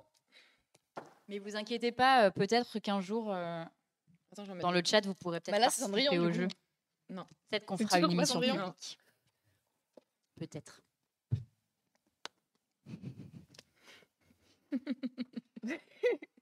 Alice au pays des merveilles. Oh, Oh là là, On les dirait pas couleurs- qu'elle est les excitée, couleurs. tu sais, genre On que... dirait qu'on a des couettes. Oui, c'est ça qu'elle m'a dit. Je suis Alice. Cela dit, ça aurait pu être et Arnold. Mais c'est pas bleu clair, non. Pour le coup, c'est vert, non. Ah non, il a un Orange. haut bleu et il a un espèce Ah de ouais. kilt rouge. Je pense qu'il faut arrêter de débattre des couleurs. Ah, Il y a des gens qui ont dit Arnold, il y a des gens qui ont dit Maggie des Simpsons. oui. Mais c'est Mais ouf, c'était qu'on ait vraiment pas les du tout couleurs, mêmes, ouais. Ouais. Genre moi j'ai vu Alice au pays des merveilles. Ah oui, Ah ouais. moi aussi, Mais quand généralement, je j'ai vois vu la Disney en carte, premier. quand j'ai vu la carte, j'ai pensé ces couleurs directes, tu vois, j'ai projeté. Ah bah tiens. Mais il y a une carte, c'est la petite sirène et pareil. Ah oui. Tu mets une petite chevelure Vert et rouge, rouge. du vert et puis Ouais. c'est bon quoi. Bon, je prie pour avoir une carte. T'as le droit de changer si vraiment. Non. C'est autorisé. Celle-là, elle me plaît. Enfin, je vais me faire insulter dans le chat, mais c'est pas grave. N'hésitez pas à sub et à suivre la chaîne pendant ce temps-là. Ça fait toujours plaisir. Ça soutient l'émission. C'est toujours cool. Ça me fait trop plaisir quand je vois vos petits noms qui apparaissent dans mes mails et qui disent que vous suivez l'émission. N'hésitez pas à partager aussi sur les réseaux l'émission, dire ce que vous en avez pensé, nous dire si vous avez des petites choses qu'on peut améliorer. Parce que du coup, on a plein d'ambitions avec cette émission, donc c'est toujours chouette d'avoir des petits retours. Donc n'hésitez pas. Est-ce que... Ah, il y a Miko Cool qui dit que c'était Alice qui avait mis les mains dans la prise. Oui, c'était exactement ça. Bon, du coup, c'est vraiment sa C'est tête. fait exprès que ce soit décalé. Est-ce qu'on peut me montrer la... Non, j'essaye de faire un truc. Attends. Ah. On va faire ça mieux. Je vois du violet d'ici. Mais surtout que c'est Bon. pas aligné, mais c'est décalé exprès. Parce que c'est Du coup, pas- c'est ça que j'essaie de... Go transformer Heliocast en multinationale. Alors, on n'en est pas là. J'essaye Mais de si faire vous des voulez, proportions n'hésitez à peu pas. près cohérentes, mais c'est compliqué. Ah, c'est très Alors. compliqué.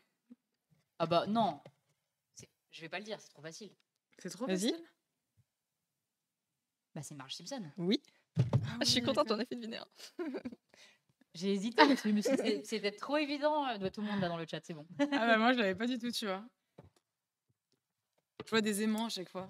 Bah, en Du coup, fait, après, il bleu- faut que je passe bleu à et autre jaune, chose. Ouais.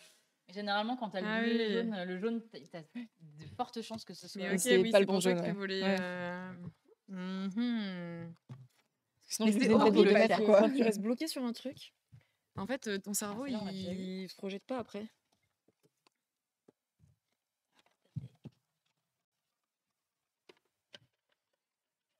Il y a des couleurs qui sont pas souvent utilisées, en tout cas. Ouais. Ne bougez pas. Ouais, Allez, c'est dernier round. Alors. Ça peut aller très vite comme ça peut être très très vite.